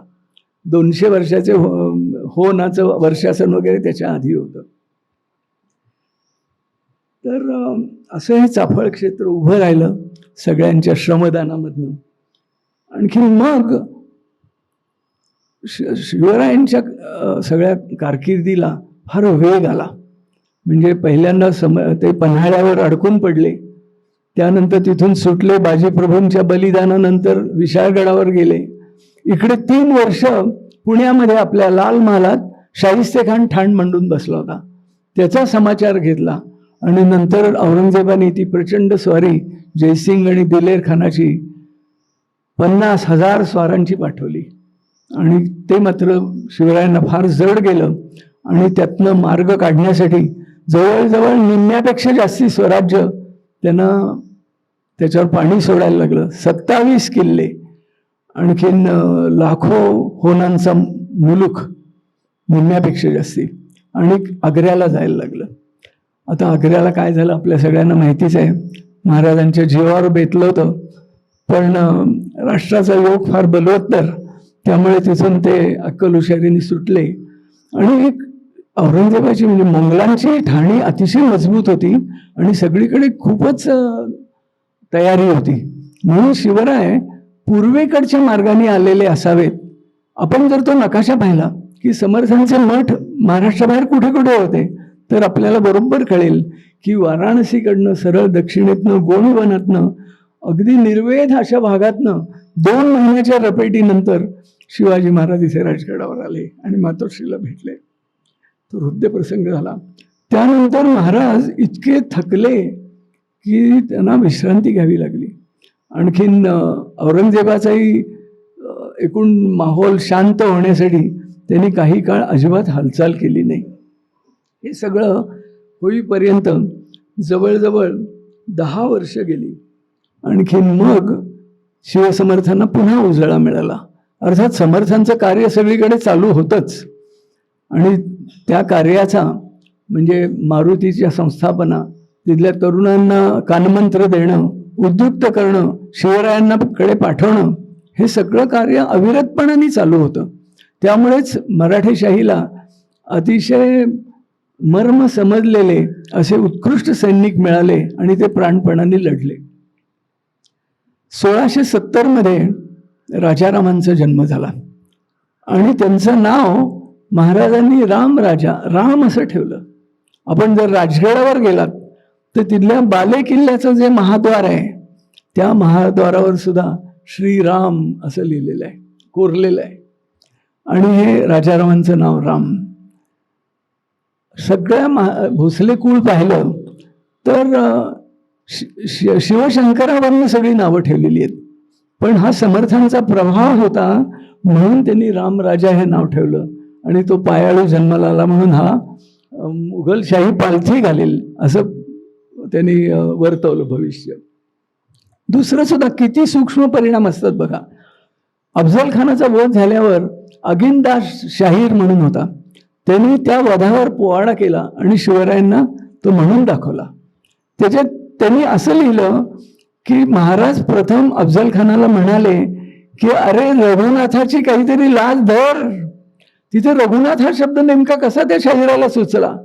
समर्थांचा प्रभाव होता म्हणून सुचला, हे आपण त्यात आपल्याला निष्कर्ष काढावा लागतो. असे कितीतरी बारीक बारीक मुद्दे आहेत की त्यावेळेला समर्थांचा प्रभाव स्वराज्यावर अतिशय मोठ्या प्रमाणावर होता. आता राजाराम महाराज सुद्धा पहिल्यापासून समर्थांवर त्यांची श्रद्धा होती. राजाराम महाराजांची पुढे खूप पत्रव्यवहार आहे जनजीवन केलेला. त्यातली 6-7 पत्र त्यांनी लिहिलेली आहेत की हे महाराष्ट्र राज्य म्हणजे देवा ब्राह्मणांचं राज्य आहे, इतक्या थोर नीतिमत्तेचं धर्माचं हे राज्य आहे. अशी 7 पत्र मी आपल्याला काढून दाखवतो. तर असे ते होते. त्यांची समर्थांवर किती निष्ठा होती बघा, की सगळे एकदम राजपुरुष घराणं एकदम पकडलं जाऊ नये, शत्रूच्या ताब्यात येऊ नये म्हणून रामचंद्र पंत नंतर राहुलजी सोमनाथ यांनी येशूबाईंच्या विचारे ठरवलं की राजाराम महाराजांना मंचकाभिषेक करून त्यांना दूर जिंजीला पाठवायचं. त्या जिंजीला जाण्याच्या प्रवासात राजाराम रायगडाहून निघाले, ते पहिले आले प्रतापगडावर, तुळजामाऊलीचं दर्शन घेतलं आणि नंतर कुठे गेले असतील? सज्जनगडावर समर्थांच्या समाधीचं दर्शन घेतलं. नुसतं हे जातानाच नव्हे तर राजाराम महाराज येताना सुद्धा त्यांनी सज्जनगडावर समर्थांचं दर्शन घेतलं आणि मग ते साताऱ्याला आले. तर अशी ती मनोरचना सगळ्यांची ध्यानात घ्यायला पाहिजे. आपण एक आडाखा सांगतो आपल्याला. आपल्याबद्दल मी नेहमीच सांगतो, तुम्हाला माहिती असेल, आपल्याबद्दल एखाद्या आपल्या मित्राचं किंवा ओळखीच्याचं काय नेमकं मत आहे हे जर जाणायचं असलं तर तो घरी नसताना त्याच्याकडे जावं आणि त्याची मुलं आपलं कसं स्वागत करतायत ते नीट पाहावं. त्या मुलांनी जर स्वागत चांगलं मनापासून केलं तर नक्की समजावं की आपल्याबद्दल घरात चांगलं बोललं जात आहे.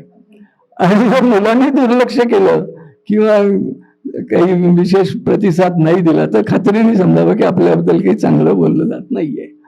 तसं या शिवरायांच्या उदाहरणाला जर दिलं तर शिवरायांचे शंभू राजांपासून सगळे पुढचे पुरुष हे समर्थांना संप्रदायाला इतके मानतायत की अगदी अभयसिंह राजे त्यांच्या लग्नपत्रिकेत सुद्धा चाफळचे श्रीराम आणि आमचे गुरु समर्थ यांच्या आणि प्रतापगडची भवानी आई यांच्या कृपेने आमच्याकडे असा असा लग्न प्रसंग काढलेला आहे. अशा पत्रिका अशा कितीतरी आपल्याला दाखवता येतील. तेव्हा शंभूराजांपासून तिथपर्यंत त्यांच्या मुलाबाळांनी समर्थांशी किती निष्ठेने संबंध ठेवलेला आहे हे याच्यावरनं आपल्याला कळेल. आता बघा ना, समर्थान कल्याण आपले शंभूराजांना त्यांचं पाऊल थोडंसं घसरलेलं पाहताच ज्या 8-9 वर्षाच्या बाळाला सुद्धा आपल्याबरोबर मुद्दाम आग्र्याला नेलं महाराजांनी, त्या शंभूराजांना त्यांनी दक्षिण दौऱ्यावर काही नेलं नाही. कुठे त्यांना पाठवलं? त्यांच्या सासूरवाडीला, शृंगारपुराला. तिथला कारभार तुम्ही बघा. हे महाराजांच्या इतराजीचंच लक्षण होतं. पण तिथेही त्यांचं काही वर्तन सुधारत नाहीये. कलुषा तेव्हापासून त्यांच्या 5वीला पुजला होता आणि तिथेही ते शाक्त पंथाच्या आहारी जात होते. आणि त्यात आपली सगळी लोक होते. एक बर्वे म्हणून होते, त्यांनी हा जो दुसरा राज्याभिषेक झाला तांत्रिक निश्चलपुरीचा, पुरीने सांगितलेला, तो या बर्व्यांनी लिहून काढलेला आहे. तर हे सगळं पाहिल्यावर राजांनी शेवटचा उपाय योजायचं ठरवलं की शंभूराजांना सज्जनगडावर पाठवूया. पण आपल्या सगळ्यांचं दुर्दैव की त्यावेळेला समर्थ मात्र तिथे नव्हते आणि दुर्दैवाने आपले युवराज सज्जनगडावरनंच दिलेरखानाच्या छावणीत पळून गेले. शिवरायांना हा फारच मोठा धक्का होता आणि ते सहन करू शकले नाहीयेत, कारण नंतर लगेच गेले ते. तर अशा शंभूराजांना तिथे ठेवलं होतं. शंभूराजांचा अर्थच की तिथे मन लागलं नव्हतं. पण इतकं सगळं होऊन सुद्धा समर्थांकडे पाहण्याची शंभूरायांची दृष्टी अतिशय पूज्य बुद्धीचीच होती.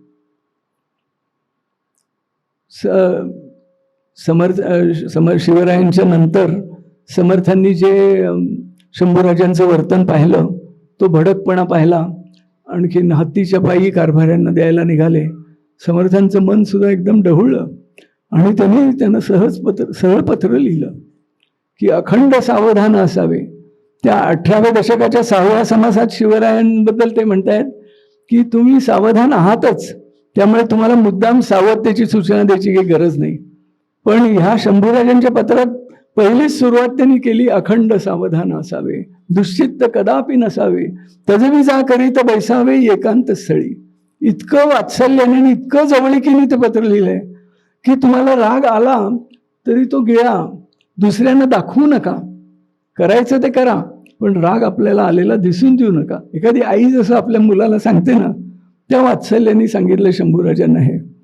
काही उग्रस्थिती सांडावी, कारभाऱ्यांना हाताशी धरा, पाणी तुंबता कामा नये, जनाचा प्रवाह चालला पाहिजे. हे सगळं पाहिलं आणि शंभूराजांचं मन खरकन एकदम बदललं आणि त्यानंतर त्यांनी आपल्या वर्तनक्रमात खूपच सुधारणा केली. एखादे जर भडक डोक्याचा असता अविचारी माणूस तर समर्थांनी इतकं सांगितलेलं पाहून त्यांनी मठबीठ सगळं उद्ध्वस्त करून पार हे करून टाकलेलं होतं. पण शंभूराजे शिवाजी महाराजांचे पुत्र होते, त्यामुळे त्यांच्या मनावर सुपरिणाम झाला.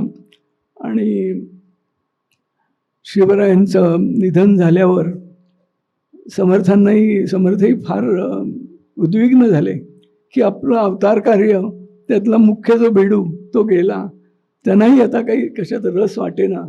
आणि ते विमनस्क होऊन 3 महिने समर्थ अंधारा खोलीत बसलेले होते. आणखीन खापर घेऊन विमनस्कपणाने रानात धाव घ्यायचे. सगळं गिरीधरांनी लिहिलंय, पाहिलेलं. तर असं शंभूराजांनी हे सगळं पाहिलं होतं. समर्थांनी जाण्याच्या आदल्या दिवशी दुपारी विश्रांतीनंतर एकदम बाहेर आले आणि त्यांनी 2 उद्गार काढले की देवद्रोही यांचा नाशाची आहे आणि समुद्र तीरस्थांचा नाशाची आहे. दोन्ही 11 अक्षरांची 2 वाक्य आहेत ही. पण त्याच्यात पुढचं सगळं त्यांनी सांगून ठेवलं भवितव्य की हे जे देवद्रोही मुहम्मदी आहेत, ज्यांनी सगळा हलकल्लोळ मांडलाय, त्यांचा नाश निश्चित होणार आहे, खात्रीने समजा. आणि हे जे धूर्त साळसूद व्यापारी परदेशाहून आलेले आहेत समुद्र किनाऱ्यावर, समुद्र तीरस्थांचा नाशाची आहे. तर हे समर्थांनी त्यावेळेला 2 उद्गार काढले. आणि दुसऱ्या दिवशी समर्थांच्या निर्याणाचा प्रसंग आपल्याला माहितीच आहे सगळ्यांना. त्याच्या आधी समर्थांनी जे उत्तरेकडनं आक्रमण येणार आहे ते ओळखलेलं होतं आणि त्यांनी शिवराजांकडे 1100 तलवारी मागितल्या होत्या, पाठवा म्हणून सांगितलं होतं. त्याच्यात ते गिरीधर लिहून गेलेलं आहे एक वाक्य की हे उत्तरेकडचं अभिमन्यांचं आक्रमण येणार आहे, हे समर्थांनी सर्व पराभविले स्वये निजशस्त्र घेऊन. स्वये निजशस्त्र, निजशस्त्र म्हणजे अंतरात्म्याच्या कामगिरीचं शस्त्र, ते घेऊन समर्थांनी हे सगळे हल्ले परतवले. आता हे कसं परतवलं तर स्वतः समर्थांनी केलं नाही, पण आपल्या एका शिष्याकडनं केलं. कोण तो शिष्य? महान पुरुष, तो म्हणजे रामचंद्र पंत. मगाशी आपल्याला सांगितलेलं 71 साली जन्मलेला रामचंद्र पंतांचे थोरल्या भावाला पहिल्यांदा महाराजांनी निळो सोंदेवानंतर अमात्य केलं होतं, पण त्यांचं अध्यात्माकडे सगळं चित्त वाहिलेलं होतं. त्यामुळे 2 महिन्यातच नारोपंतांच्या जागी रामचंद्र पंत आले, अवघ्या 23 वर्षाचे असताना. आणि राज्याभिषेक प्रसंगी अभिषेकाला अष्टप्रधान जे उभे राहिलेले होते त्याच्यात रामचंद्र पंत होते. तर असे ते रामचंद्र पंत नंतर शंभूराजांच्या ह्या सगळ्या काळात ते अतिशय धूर्त असल्यामुळं आपलं स्थान हे करून होते. आणखीन त्यांचे पाणीदारपणा पाहून मोरोपंत पेशव्यांनी त्यांना आपली मुलगी दिली होती शिवाजी महाराजांच्या समोरच. मोरोपंतांचे जावई होते ते.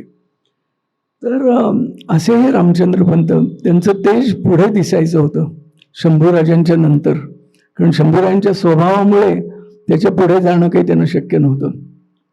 पण तो दुर्दैवाचा कालखंड आला आणि समर्थांनी जी पहिली त्यांच्या पत्रात लिहिली होती ओवी की अखंड सावधान असावे.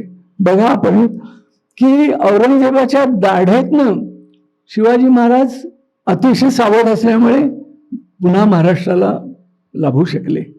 पण इथे महाराष्ट्राच्या कुठे ते संगमेश्वर घाटाच्या खाली कोकणात प्रचंड अरण्य, आणखीन डोंगराळ प्रदेश गेल्याशिवाय तिथे पोचता येत नाही. त्या आपल्या महाराष्ट्राच्या दाढेतनं सावधानता नसल्यामुळं, कमी पडल्यामुळं शंभूराजांना औरंगजेब घेऊ शकला आणि त्या दारुण अंत झाला. असो, पण समर्थांचं निर्याण इकडे झाल्यावर पहिलं कोण गडावर आलं असेल तर ते शंभूराजे आले. आणखीन त्यांनी समर्थांची इच्छा जी होती की जी समाधी आहे तिच्यावर हनुमंताचं देवालय बांधावं, त्याप्रमाणे शंभूराजांनी देवालय बांधलं ते. आणि ते नंतर पुढे जेव्हा औरंगजेबाची स्वारी आली या स्वराज्यातले किल्ले घेण्याच्या दृष्टीने, तर अजिंक्यतारा त्यांनी घेतला आणि मग सज्जनगड घेतला. औरंगजेब घेतलेल्या किल्ल्यांची नुसती सोन्याची किल्ली त्याच्याकडे यायची, पण तो कधीही किल्ल्यावर जायचा नाही. याला केवळ एकमेव अपवाद, तो म्हणजे सज्जनगड. तो सज्जनगडावर येऊन 3 दिवस राहिला. का तर महाराजांच्या गुरुचे येथे स्थान आहे म्हणून. म्हणजे त्यालाही आतून असा अध्यात्माचा काहीतरी एक खेळ होता तंतू, म्हणून तो 3 दिवस तिथे राहिला आणि मग खाली आला. त्यावेळेला समर्थांच्या म्हणजे ह्या मोगली सरदारांनी ते मंदिर हनुमंताचं पाडून टाकलं होतं आणि समाधी जी तळघरात होती ती वाळूने चिणून टाकली होती, सगळी वाळू भरून काही नाही तिथे असं दाखवलं होतं. आत्ता जे दिसतंय मंदिर ते पुढे रामचंद्र पंतांनी बांधलं आपल्या गुरुचं ताराबाईच्या काळात 1706 मध्ये. तर असा सगळा इतिहास झालेला आहे.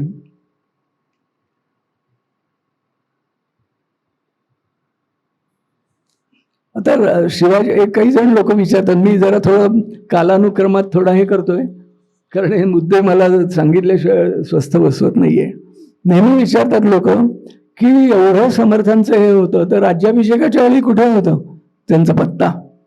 समर्थ दूर हेळवाडच्या घडीमध्ये अनुष्ठान करत बसले ते या राज्याभिषेकासाठीच. तिथून एकमेव समर्थांचं पत्र हाताने लिहिलेलं रघुनाथ भटांना पाठवलेलं आहे. त्याच्यात तिथल्या कर्कश शीतलाईमध्ये समर्थांची तब्येत बिघडली पण तरी ते त्यांचं अनुष्ठान चालू होतं आणि इकडे राज्याभिषेक होत होता. सगळा महाराष्ट्र तोफांनी दण आणून गेला होता. पण त्याची देवाला साकडं घालणं हेळवाडच्या घडीत समर्थांचं झालं होतं. पुढे अगदीच जीवावर बेतलं तेव्हा रघुनाथ भटांना त्यांनी बोलवून घेतलं आणि ते अनुष्ठान पुढे पूर्ण केलं. ते पत्र अत्यंत हृदय आहे, सगळ्यांनी जरूर बघा. त्याचा शेवट केलेला आहे की तुम्ही आम्ही सकल देवाचे शरीर भेदावरी न जाणे. म्हणजे जसा दिवाकर तसेच तुम्ही. दिवाकरांचे सासरे होते ते रघुनाथ भट. त्यांच्या निमित्ताने समर्थांनी एक वरदान दिलं आपल्या सगळ्यांना की तुमचे मन मजवरी बहुत आहे ते तुमचे आवडीच्या गुणे कल्याण होईल ऐसे नेमस्त चिन्ह दिसते. म्हणजे समर्थांच्या चरणाची जो कोणी आवडीने उपासना करेल त्याला समर्थांनी कल्याणाचं आश्वासन देऊन ठेवलेलं आहे. तर असा हा राज्याभिषेकाच्या वेळचा प्रसंग. त्यानंतर त्याच्या आधीच्या काही गोष्टी फार महत्त्वाच्या आहेत अगदी की चाफळला एकदा भोवतालच्या जटिल म्हणजे बैरागी लोकांनी 7,000 बैराग्यांनी ठरवलं की ह्या समर्थांचं फार स्तोम माजलंय, त्यांची एकदा आपण फजिती करायची, त्यांचं सत्व बघायचं. म्हणून 7,000 लोकांनी संगनमत करून धाडकन एकदम ते चाफळला आले. पण समर्थांचं हेर खातं आपल्या सगळ्यांना माहिती आहे. शिवरायांच्या उपयोगाला जे आलं ते या बैराग्यांना काय दाद देते. त्यांना शिष्यांकडनं कळलं की अशी अशी ही टोळधाड येणार आहे. त्यांनी किल्ल्यांवरनं सगळी सोय करून त्या 7,000ची सगळी शिधा बेगमी करून ठेवली होती. त्यामुळे फजिती करायला निघालेले स्वतःच फजित पावले आणि खालून गेले. पण हे जेव्हा शिवाजी महाराजांना कळलं तेव्हा त्यांच्या मनाला एकदम धक्का बसला. ते म्हणले माझे सद्गुरू असे इझिली ॲक्सेसिबल होता कामा नयेत कोणालाही, ते त्यांच्या इतमामानेच राहिले पाहिजेत. म्हणून त्यांनी गळ घातली समर्थांना. शिवाजी महाराजांनी तातडीने येऊन की आपण आता कुठल्या तरी एका गडावरच राहिलं पाहिजे. स्वराज्याची राज्यलक्ष्मी म्हणजे गड आहेत आणि तिथे आपल्यासारख्यांचा जर रहिवास झाला तर स्वराज्याला ते पावनी चिन्ह होणार आहे. आणि पूर्वी अनेक शिखरांवर ऋषीमुनींनी वास इथे केलेला आहे महाराष्ट्रात. तेव्हा आपण आता कुठल्या तरी गडावरच आपल्या आवडीला जो मनाला येईल तो गड पण गडावरच राहिलं पाहिजे. ही गळ घातली. कल्याणांचे एक शिष्य शिवराम म्हणून होते, त्यांनी एक समर्थांच्या चरित्राचं फार सुंदर पद केले. त्याच्यात त्यांनी लिहिलं ह्या प्रसंगाबद्दल की नृपशिव अंकित आज्ञाधार येऊनी प्रार्थी जोडूनी कर सज्जन गडी मनोहर दीनोद्धारक राहिला. तर ते गळ त्यांनी टाकल्यामुळं समर्थांना मग ते म्हणले मी 4-5 गडांची नावं सांगतो आपल्याला आवडतील अशा, मी तिकडे आज्ञापत्र पाठवतो, आपली सगळी सोय होईल. तशी 5 पत्र त्यांनी पाठवल्याचं नमूद आहे. पण त्यातली 2 पत्र मात्र सापडतात. एक प्रतापगड महाराजांचा अतिशय पूज्य असल्यामुळे, भवानी आई तिथे असल्यामुळं तिथपासून खाली अवघ्या 12-13 मैलावर महिपत गड म्हणून आहे. त्या महिपत गडाच्या किल्लेदारानं म्हणजे मुद्राधाऱ्याला आज्ञापत्र पाठवलं की हे असे असे आपल्या परिवारासह येतील मनाला येतील तेव्हा येतील, मनाला येईल तेव्हा ते उतरतील गड. त्यांची हरेक विषयी खबरदारी घ्या. त्यांच्या सेवेत काडी इतकं अंतर पडू देऊ नका. त्यांच्या राहण्याची सगळी व्यवस्था बरोबर करा. असं अतिशय निकराणी पत्र त्या किल्लेदाराला पाठवलं आणि तसंच पत्र सज्जनगडच्याही किल्लेदाराला आलेलं. आपल्याकडे सही शिक्क्याची पत्र धुळ्याला ठेवलेली आहेत, कुणालाही बघता येतील. ते एक पत्र पाठवलं आणि दुसरं शिवाजी महाराजांची 250 पत्र आपल्याला उपलब्ध झालेली आहेत. त्या 250 पत्रात त्यांनी कुठल्याही व्यक्तीने मला आज्ञा केली असं लिहिलेलं नाहीये. याला फक्त अपवाद समर्थांचा. शिवथरची गळ जी आहे त्याच्या पुढे कोड नलवडा म्हणून एक फार मोठं पठार आहे. त्याला 150 वर्षापूर्वीच रामदास पठार असं नाव तिथल्या लोकांनी दिलंय. तर त्या रामदास पठारावर रामनगर पेठ वसवायची अशी आज्ञा समर्थांनी मला दिल्यामुळं मी व्यापारी उद्यमियांना असं कौलपत्र देतोय म्हणून सही शिक्क्याचं आपल्याकडे ते आज्ञापत्र आहे की तिथे व्यापाऱ्यांनी यावं आणि 12 वर्ष त्यांच्याकडनं कुठलाही कर कुठलाही हशीला मी घेणार नाही. नंतर मग मात्र नियमाप्रमाणे घेतलं जाईल. पण ती रामनगर पेठ वसवावी आणि ह्याला कारण काय तर समर्थांची आम्हाला आज्ञा झाली आहे म्हणून. हा आज्ञा शब्द समर्थांनाच अनुलक्षून 2 ठिकाणी त्यांनी लिहिलेला आहे. समर्थ शिवरायांचे जे अष्टप्रधानातले दत्ताजी पंत वाकेनवीस त्यांची बरीच पत्र आहेत. त्याच्यात शिवाजी महाराजांशी बोलताना ते समर्थांबद्दल कसे बोलतात काय बोलतात त्यातलं एक महत्त्वाचं वाक्य महाराजांच्या तोंडून त्या दत्ताजी पंतांनी ऐकलेलं की चढता वाढता देवाचा उत्सव तैसी राज्यात अभिवृद्धी आहे. हे वाक्य त्यावेळी मराठी शाहीमध्ये इतकं पसरलं होतं की तुम्हाला मी ऐतिहासिक पत्रव्यवहारामधनं 4 अशा साखळ्या दाखवीन की अगदी वरच्या पुरुषापासून म्हणजे राजमंडळातल्या अष्टप्रधानापासून खालच्या अधिकाऱ्यापर्यंत हे पत्र हे वाक्य त्याच्यात आलेलं आहे. आणि स्वतः राजाराम छत्रपतींनी सुद्धा हे वाक्य उद्धृत केलेलं आहे की चढता वाढता देवाचा उत्सव तैसी राज्यात अभिवृद्धी आहे. आता देवाचा उत्सव म्हणजे काय ह्याच्यावर समर्थांचं फार गूढ हे आहे म्हणजे अंतरात्म्याचं ज्ञान अंतरात्म्याची जाणीव आणखीन आक्रमकांचा पाडाव म्हणजेच ही मराठी शाहीचं मुख्य कर्तव्य. तर असं ते त्यावेळची चेतावणी मराठी शाहीमध्ये गाजलेली होती आणि ती चेतावणी असल्यामुळं शंभूराजांचा जेव्हा दारुण अंत झाला त्यावेळेला महाराष्ट्रभर एकदम अंधार पसरला, आकाशच कोसळलं आणि छत्रपतींना जिंजीला जावं लागलं.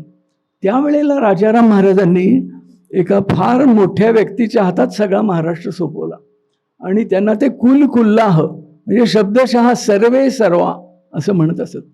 त्यांना त्यांनी पदवी दिली हुकूमत पनाह. हुकूमत पनाह हुकूमत म्हणजे राजसत्ता शासन संस्था, पनाह म्हणजे आश्रय देणं. तर हुकूमतीचे तुम्ही आश्रयदाते आहात म्हणजे तुम्ही पालक आहात. हे पालक हा शब्द कुठे महत्त्वाचा मगाशी जी ओवी सांगितली ना श्री गुरु समर्थे पश्चिम देशी स्वराज्य धर्म पाळिले स्वधर्म राज्य पाळिले. राज्याचे पालक झाले समर्थ हे त्याच्यावरनं अर्थ निघतोय. तसेच नेमकं रामचंद्रपंत अमात्यांच्या हातात राजाराम छत्रपतींनी महाराष्ट्र ठेवला आणि सांगितलं त्यांना की आपल्या आज्ञा आम्ही सुद्धा पाळू म्हणजे छत्रपतींना आज्ञा देण्याचा त्यांना अधिकार दिला त्यांनी. आणि त्यांचे 4 फार महत्त्वाचे सहकारी होते. एक संताजी मुख्य, मग धनाजी, त्यानंतर शंकराजी नारायण म्हणजे पंत सचिव पुढे जे झाले ते, आणि परशुराम त्र्यंबक हे प्रतिनिधी ज्या प्रतिनिधींनी सज्जनगडाचं रक्षण मोंगलांच्या विरुद्ध लढून केलेलं आहे. या 4ही घराण्यामध्ये आज सुद्धा रामनवमीचा उत्सव फार धडाक्यात होतो. आपण भोरच्या राजवाड्यातल्या उत्सवाचे फोटो पाहतो ना, पण त्यातला धनाजीकडे होतो, सचिवांकडे, यांच्याकडे सगळ्यांकडे होतो. पण त्यातला संताजी असा भाग्यवान निघाला की तो समर्थ संप्रदायांकित झाला, खरा इकडचा, पण त्याची सगळी कारकीर्द कर्नाटक आणखीन जिंजीपर्यंत लढायांनी गाजली. तिथे त्यांनी मोंगली सरदारांना असं काही पाणी पाजलं की तसा पराक्रम दुसऱ्या कोणाच्या नावावर भारतात नाहीये. ते म्हणतात ना की गवतारा जेव्हा भाले फुटले किंवा पाण्यामध्ये मोंगलांच्या सैनिकांना घोडे नेले तर घोडी पाण्याला हे द्यायचे, तर ते म्हणायचे काय संताजी धनाजी दिसतात काय पाण्यात तुम्हाला. तर अशा त्या संताजी मात्र तिथे नेहरू स्वामी म्हणून जे समर्थांचे प्रशिष्य गेलेले होते, समर्थांचे 3 शिष्य दक्षिणेत गेले. एक अनंत मौनी, एक राघव आणि तिथे तिसरे तंजावरचे भीमस्वामी. तर त्यातले जे अनंत मौनी होते त्यांचा तिरुवन्नामलाई म्हणजे रमण महर्षींचा जिथे आश्रम गेल्या शतकात होता त्या तिरुवन्नामलाईला अनंत मौनींचा आश्रम होता. आणि तिथे हे साताऱ्याजवळ मेरुलिंग म्हणून जे स्थान आहे तिथले मेरुस्वामी हे तिथे व्यापारी म्हणून गेले, पण या अनंत मौनींच्या तडाख्यात सापडले. आणखीन त्यांनी सगळं आयुष्य आपलं अध्यात्म आणखीन स्वधर्म स्थापना याच्यात घालवलं. त्या मेरुस्वामींचा अनुग्रह संताजीरावांना लाभला. त्यांना मारुतीची मूर्ती दिली आणि आपल्याला मोठी कळलं तर भाग्य वाटेल की ती मूर्ती आज सुद्धा संताजी राजांची जी जहागीर आहे सेनापती कापशी निपाणीजवळ कोल्हापूरच्या दक्षिणेला आहे, तिथे आज सुद्धा ती मूर्ती पूजली जाते आणि रोज दासबोध वाचला जातोय, गिरीधरांचा हकीकत वाक्य वाचला जातोय. असं संताजीचं ते घराणं. म्हणजे रामचंद्रपंत आणि त्यांचा हुकमी एक्का संताजी, पण तो संतापी होता तेव्हा राजारामांना तो आवडायचा नाही. धनाजी तसा गोडबोल्या होता, पण राजाराम महाराजांचा त्याला सेनापती करायला विरोध असायचा. पण रामचंद्रपंतांनी सांगितलं की ह्या प्रसंगी संताजीच सेनापती पाहिजे, त्यामुळे त्यांनी रुकार दिला आणि संताजींनी हा सगळा पराक्रम गाजवून दाखवला. तेव्हा आपल्या सगळ्यांना किती अभिमान वाटला पाहिजे की ही मराठीशाही वाचवण्यासाठी आपले दोन महान वंशज पूर्वज रामचंद्रपंत आणि संताजी यांनी जेव्हा रक्ताचं पाणी केलं तेव्हा ही मराठीशाही जिंकलेली आहे. 1798 मध्ये जिंजीहून राजाराम महाराज आले आणि इतके प्रसन्न झाले रामचंद्रपंतांवर की ते म्हणले आम्ही जरी इथे असलो तरी तुम्ही जी सगळी घडी बसवली आहे तसंच पुढे चालावं. पण त्यांना आयुष्य फार थोडं लाभलं. इथे सिंहगडावरच 1700 मध्ये त्यांचं निधन झालं. मग ताराबाई पुढे चित्रामध्ये आल्या. पण आपल्याला असं भासवलं जातं की शंभूराजां नंतर एकदम ताराबाईच, मध्ये कुणीच नाही. ह्या दोघांची नावं कुणीही घेत नाही. तेव्हा आपल्या सगळ्यांचं कर्तव्य आहे की आपण जीवाच्या आकांताने महाराष्ट्राच्या हे सगळं कानावर घातलं पाहिजे की समर्थ संप्रदायाने ही मराठीशाही वाचवलेली आहे ह्या दोन सुपुत्रांच्या पराक्रमाने. तेव्हा असा सगळा हा हे आहे. समर्थांची तुलना नेहमी आर्य चाणक्य किंवा विजयनगरचं साम्राज्य स्थापणारे विद्यारण्य स्वामी माधवाचार्य यांच्याबरोबर केली जाते. पण त्याच्यात थोडासा फरक आहे की ते स्वतः आर्य चाणक्य अमात्य झाले चंद्रगुप्ताचे, किंवा हे जे विद्यारण्य स्वामी होते माधवाचार्य तेही हरिहर बुक्कांचे अमात्य झाले. समर्थांनी अमात्य पद काही स्वीकारलं नाही, पण आपल्या एका शिष्याला अमात्य करवलं आणि हे सगळं जे आक्रमण होतं ते स्वये निजशस्त्र घेऊन समर्थे सर्व पराभविले. तेव्हा जसं अफजल खानाशी मारविले हे समर्थांनी लिहिलंय, तसं गिरीधरांनी लिहिलंय की स्वये निजशस्त्र घेऊन समर्थे सर्व पराभविले, असा त्या अमात्यांचा प्रभाव. त्यानंतर मग मधला काही भाग सांगत नाही. अगदी जाण्याच्या आधी शिवरायांनी चाफळ संस्थानला एक मोहीम करून दिली. मोहीम म्हणजे देकाराचा सगळ्यात मोठा भाग. त्याच्यामध्ये त्या मोहिनीत तिथल्या झाडूवाल्याच्या पगारापासनं ते पारपत्य अधिकाऱ्याच्या वेतनापर्यंत पुराणिकांचा, देवपूजेचा, अथित अभ्यागताचा सगळ्यांचा परामर्श घेता येईल एवढी प्रचंड तरतूद त्या मोहिनीद्वारे त्यांनी केलेली आहे. त्या मोहिनीची अस्सल प्रत सापडत नाही, पण शंभूराजांनी शिवरायांचा स्वर्गवास झाल्यावर 2च महिन्यात पुन्हा मोहीम करून दिली की जसं थोरल्या राजश्रींनी करून दिलेलं होतं त्याप्रमाणेच ही पुन्हा मोहीम आम्ही देत आहोत. त्याच्यात आपल्याला गंमत वाटेल, समर्थांना थंडीचा त्रास व्हायचा, कफाची व्यथा होती, तर समर्थांना शेकण्यासाठी रोज 5 शेर लोणारी कोळसे इथपर्यंत तरतूद आहे. गुरं नेहमी दुभत्या तिथे गायी पाठवायला पाहिजेत, 2 म्हशीही पाठवल्या पाहिजेत. त्यानंतर त्या म्हशींचा चारा, नंतर सरपण, सगळ्याची प्रचंड मोहीम आहे ती. तर तशी मोहीम शंभूराजांनी केली आणि शंभूराजांची प्रतिज्ञा होती की आबासाहेबांचे जे संकल्पित तेच करणे आम्हास अगत्य. म्हणजे हा सगळा समर्थ संप्रदायाचा जो परामर्श होता तो आबासाहेबांना संकल्पित होता म्हणून आम्ही करतोय. इतकी त्यांची हे आहे. त्यानंतर मग शंभूराजांनी स्वतःला राज्याभिषेक करून घेतला. त्याच्या आमंत्रणासाठी समर्थांकडे आपला एक अष्टप्रधानातला माणूस पाठवला, पण समर्थ काही येऊ शकले नाहीत. इतकंच काय तर जशी चंद्रशेखर भारती आपले कांची कामोगोटीचे, त्यांनी इंदिरा गांधींची भेट एकदा नाकारली होती, तसं शंभूराजे गडावर येऊन सुद्धा आज मर्जी नाही म्हणून समर्थांनी शंभूराजांची भेट नाकारली होती. असं घडलेलं आहे इतिहासामध्ये. तरी सुद्धा शंभूराजे इतके तीव्र भावनांचे असताना सुद्धा पहिलं मंदिर शंभूराजांनी 10 दिवसाच्यात त्याचा प्रारंभ केला गडा. आता त्यानंतर एक असं घडलं स्वराज्यामध्ये की औरंगजेब 1707 मध्ये इथे नगरजवळ गेला. आणखीन इथलं सगळं एकदम हे झालं. युवराज आणि त्याच्या शहाजाद्यांमध्ये सत्ता स्पर्धा, सगळे एकदम निघाले दिल्लीला. आणि त्याच्यात एका कुत्सित बुद्धीच्या शहाजाला हे झालं, एकदम मनात आलं की मराठ्यांमध्ये भेदासाठी आपण हा जो शाहू इतकी वर्ष आपल्याबरोबर, येसुबाई शाहू हे केलेला आहे, येसुबाई ओलीस म्हणून घेऊया आपल्याबरोबर, पण शाहूराजांना त्या दुफळीसाठी मुक्त करूया आणि इकडे पाठवूया. त्याप्रमाणे त्यांनी पाठवलं आणि तो त्याचा कुटील हेतू हे झाला आणि ताराबाई आणि शाहू यांची दुफळी झाली. स्वराज्याला दुफळीला तोंड द्यावं लागलं.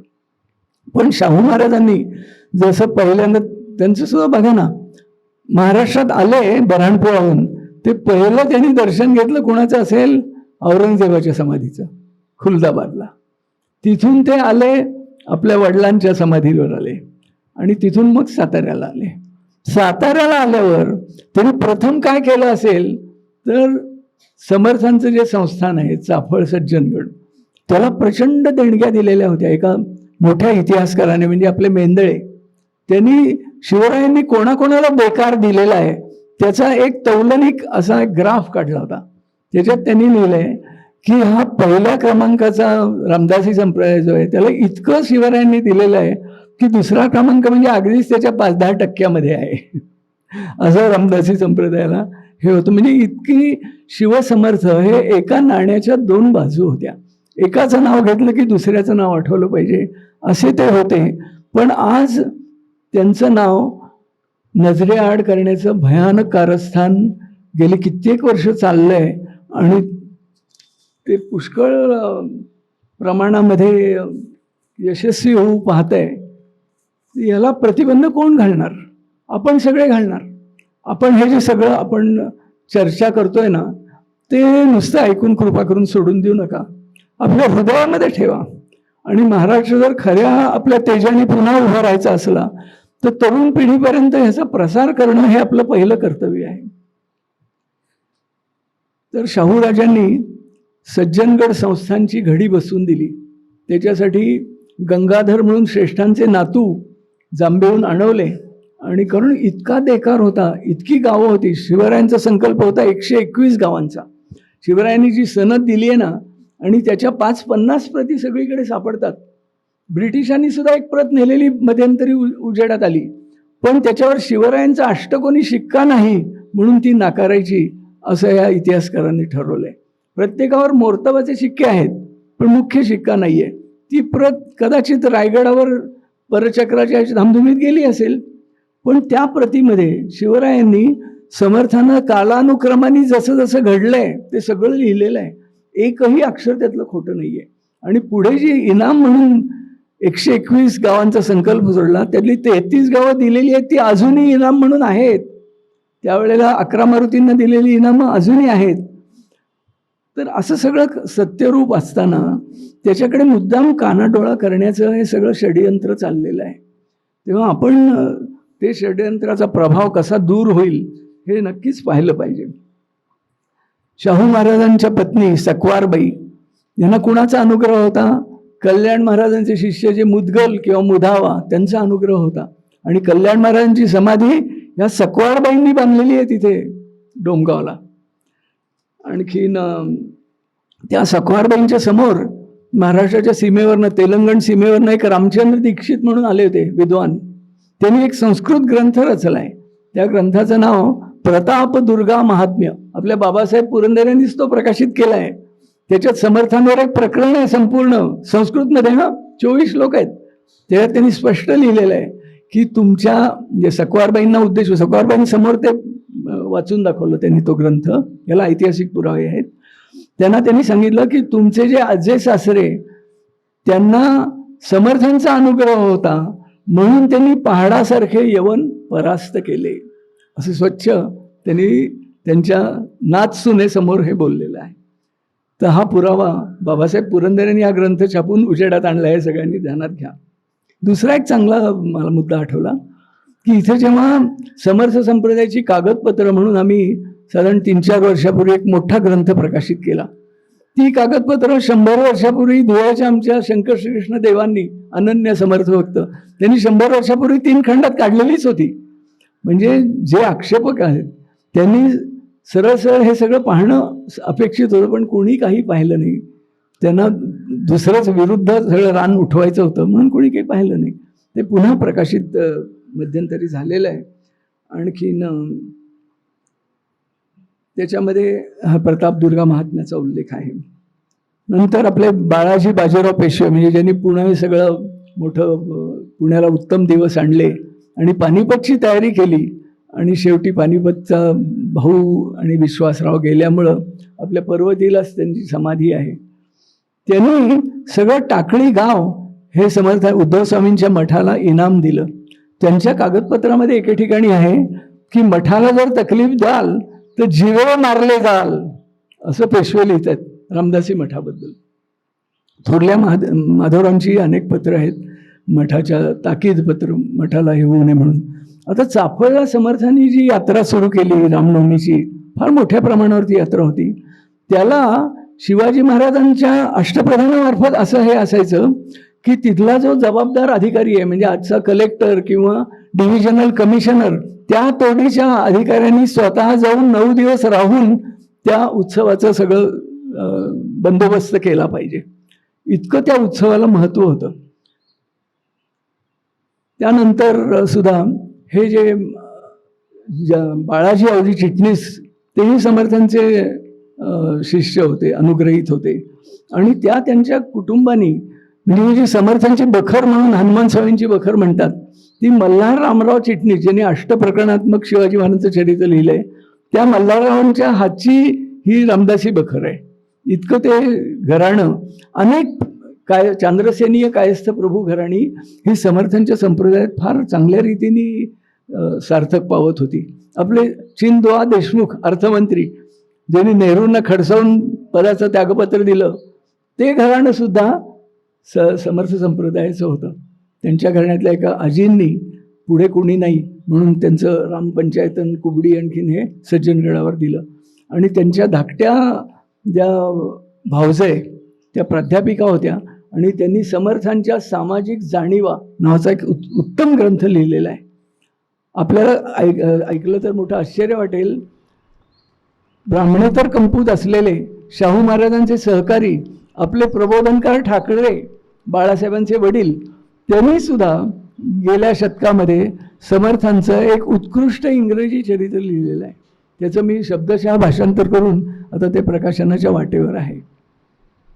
तर असं चांद्रसेनीय कायस्थ प्रभूंमध्ये हे समर्थ संप्रदायाबद्दल लिहिलेलं आहे.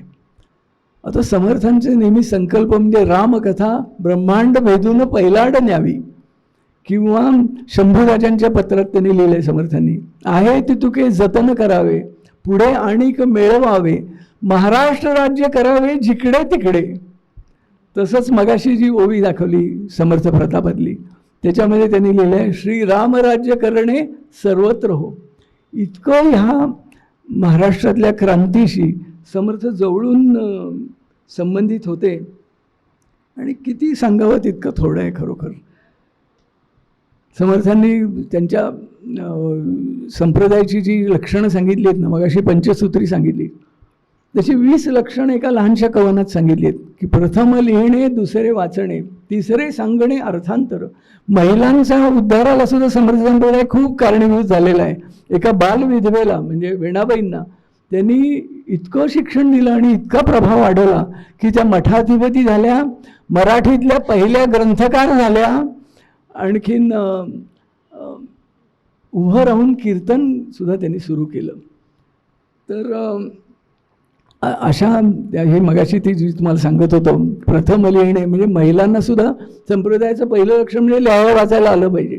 प्रथम लिहिणे, दुसरे वाचणे, तिसरे सांगणे अर्थांतर, आशंका निवृत्ती, 84वी स्थिती, 5वी प्रचिती अनुभवे, 6वे ते गाणे, 7वे नाचणे, ताली वाजवणे, टाळी वाजवणे नाही, ताली वाजवणे 8वे ते, 9वा अर्थभेद, 10वा प्रबंध, 11वा प्रबोध प्रचितीसी, 12वे वैराग्य, 13वा विवेक, 14वा तो लोक राजी राखे.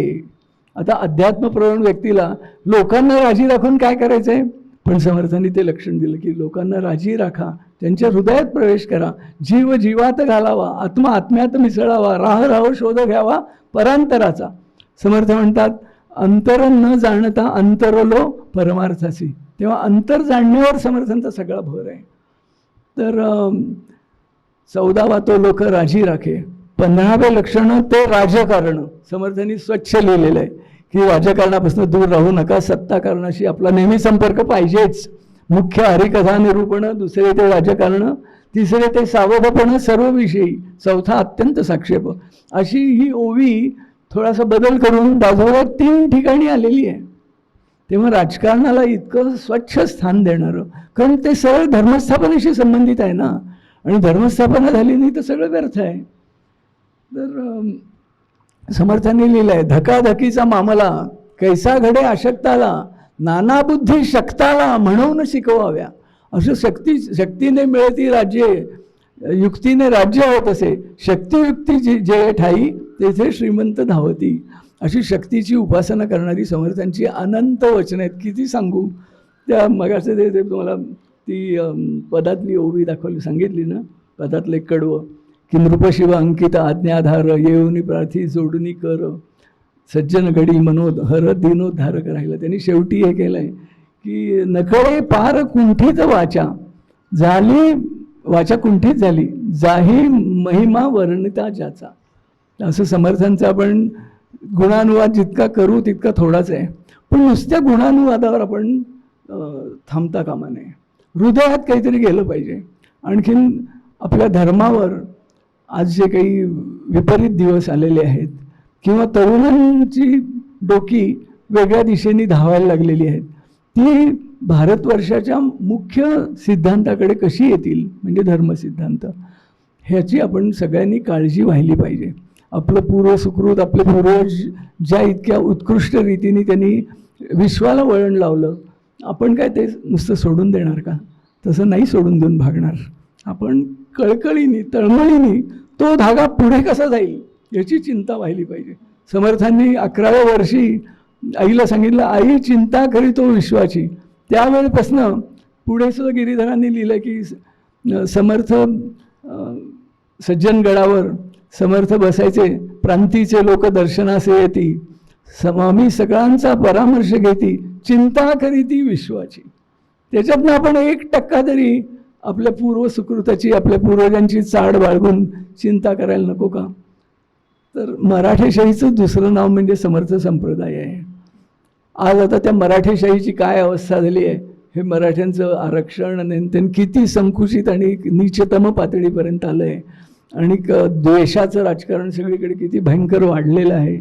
त्यामुळे एखादा चांगला वर्ग, बुद्धिमान वर्ग, बुद्धिजीवी वर्ग कसा वाळीत पडतोय, ह्या सगळ्यांची आपण गंभीरपणाने दखल घेतली पाहिजे. आणि ती दखल घ्यायला स्फूर्ती, दीप्ती आपल्याला कोण देणार? आपले समर्थच. तेव्हा त्यांची आपण प्रार्थना करूया, आणखीन याचं समापन करूया. आपल्या जनगण मनाच्या चालीवर समर्थांची प्रार्थना केली आहे, तेवढी कृपा करून ऐका. इतका वेळ आपण शांतपणे ऐकलात, मोठे धन्यवाद आहेत आपले. जनगुण मन हितकारक जय हे महाराष्ट्र धर्मोद्धरत्या, विवेक साक्षी पविराग धरत्या, अखंड सावध करत्या, दौश्चित्य दौर्बल्य करंट्य हरत्या, अचूक यत्न पूजित्या, प्रबुध प्रचिती प्रयोग करत्या, भीमोपासनोद्गात्या, श्रीराम सद्गुरु चरणी विलयित्या विमळ ज्ञान वळवित्या शिव भीम कल्याण वेणा दिनकर उद्धव शिष्य उद्धरत्या ग्रंथराज प्रतिपाद्ये संतत जगदोद्धारण करत्या महंत मठ समुदाय घटित्या स्वराज्य धर्म स्थपित्या अंतरात्म जग ज्योती उपासन जीव सार्थकी नेत्या शिवयुग व्युत्थान पुरस्कर्त्या विवेक वनिचेतवित्या धर्मयोग अधिष्ठात्या राज्या रामाच्या अणवित्या तव चरणी काया कुर्वंडू अमुच्या पावन करत्या कृपा करी धरी दीना हाती दया सागरात राहत्या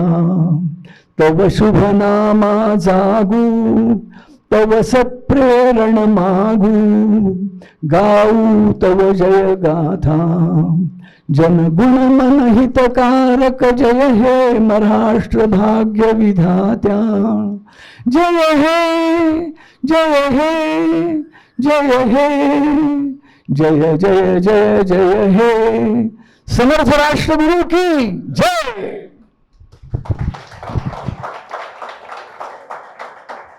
एक सांगायचं राहिलं की केसरीचे पूर्वसमर्थ योगालाच साजेल असं एक समर्थ चरित्र फार उत्कृष्ट लिहिलेलं आहे. समर्थ सेवा मंडळाने 500 वर्षापूर्वी लिहून घेतलं होतं, पण ते दुर्लक्षित झालं होतं म्हणून आम्ही पुन्हा छापलं आहे. अवघी 100 रुपये किंमत आहे आणि 138 पानाचं आहे. त्याच्यात 80 पानं चरित्र आहे आणि अतिशय उत्कृष्ट वेचे समर्थ वाङ्मयातले पुढच्या 58 पानात आहेत.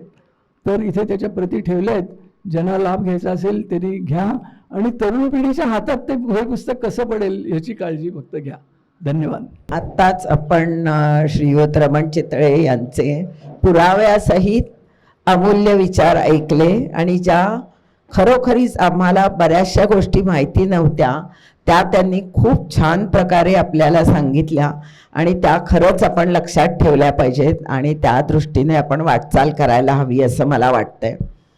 आता मी श्रीयुत भोजकर यांना आभारचे गोड काम करण्याची विनंती करते आणि आज कलिका खाडीलकर, सुधाताई कानडे, मधुवंती वैद्य आणि अरुण पुजारी यांनी स्वागताचं काम सांभाळलं अत्यंत उत्कृष्टपणे. त्यांचंही कौतुक.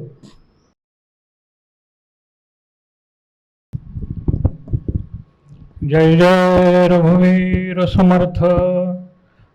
आदरणीय समर्थ भक्त श्री रमणजी चितळे यांचे आज आपण मराठी शाही व समर्थ साहित्य या विषयावरील अतिशय मंत्रमुग्ध व प्रभावी सादरीकरणाचा अनुभव घेतला.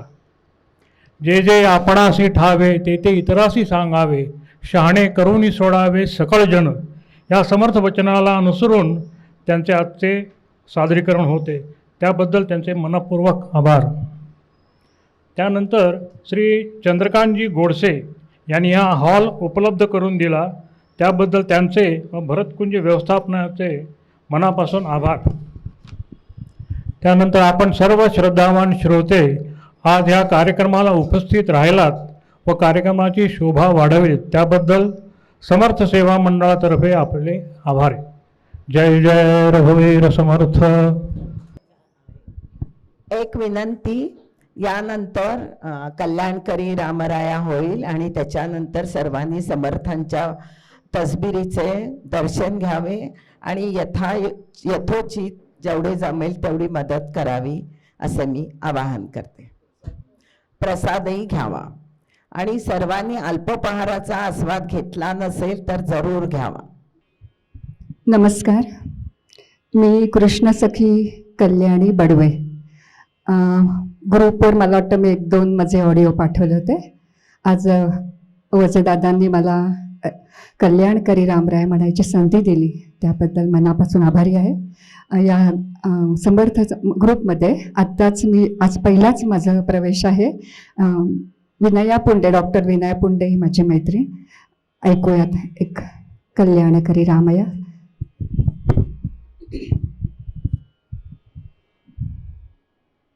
कल्याण करे राम राया, कल्याण करे राम राया, देवराया कल्याण करे राम राया, जनहित विवारी, जनहित विवारी, कल्याण करे राम राया, देवराया कल्याण करे राम राया, तळमळ तळमळ होतची आहे, होतची आहे,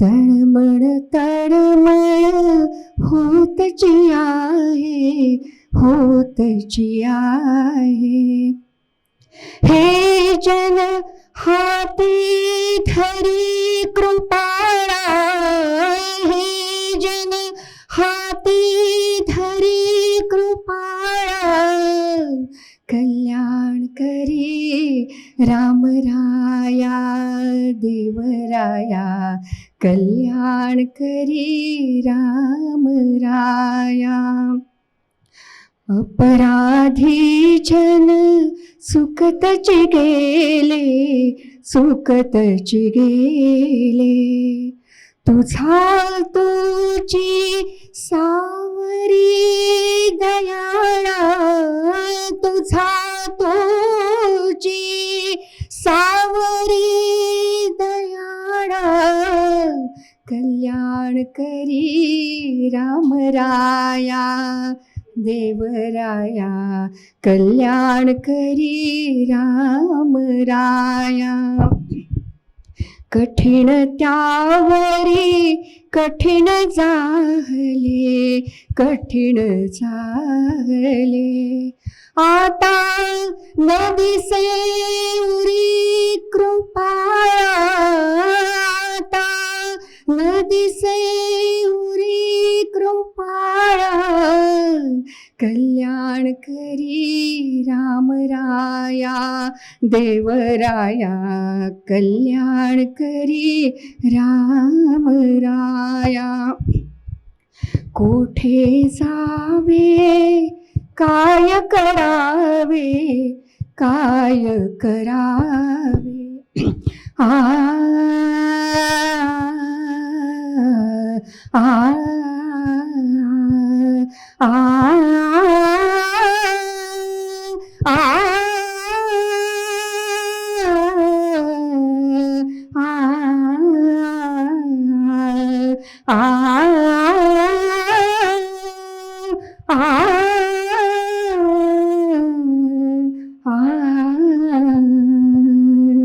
कुठे जावे काय करावे, काय करावे, आरंभिली बोहरी रामा, आरंभिली बोहरी रामा, कल्याण करी राम राया, देवराया कल्याण करी राम राया, दास म्हणे आम्ही केले पावलो, केले पावलो,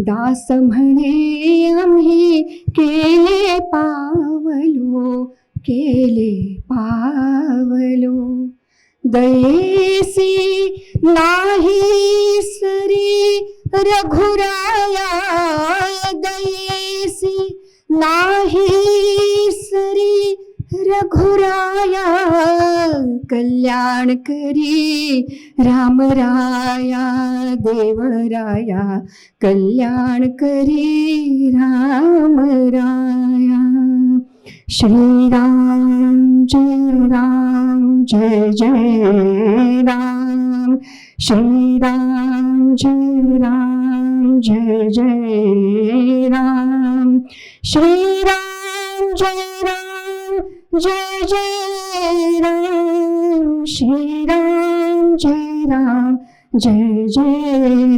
श्री राम जय राम, श्री राम जय श्री राम जय राम जय राम, श्री राम जय राम जय राम, श्री राम जय राम जय राम, श्री राम जय राम जय राम, श्री राम जय राम जय राम, श्री राम जय राम जय राम, श्री राम जय राम जय श्री राम जय राम जय राम, श्री राम जय राम जय राम। बोला प्रभु रामचंद्र की, सनातन हिंदू धर्म की, सब संतन की जय जय। रघुवीर समर्थ। धन्यवाद।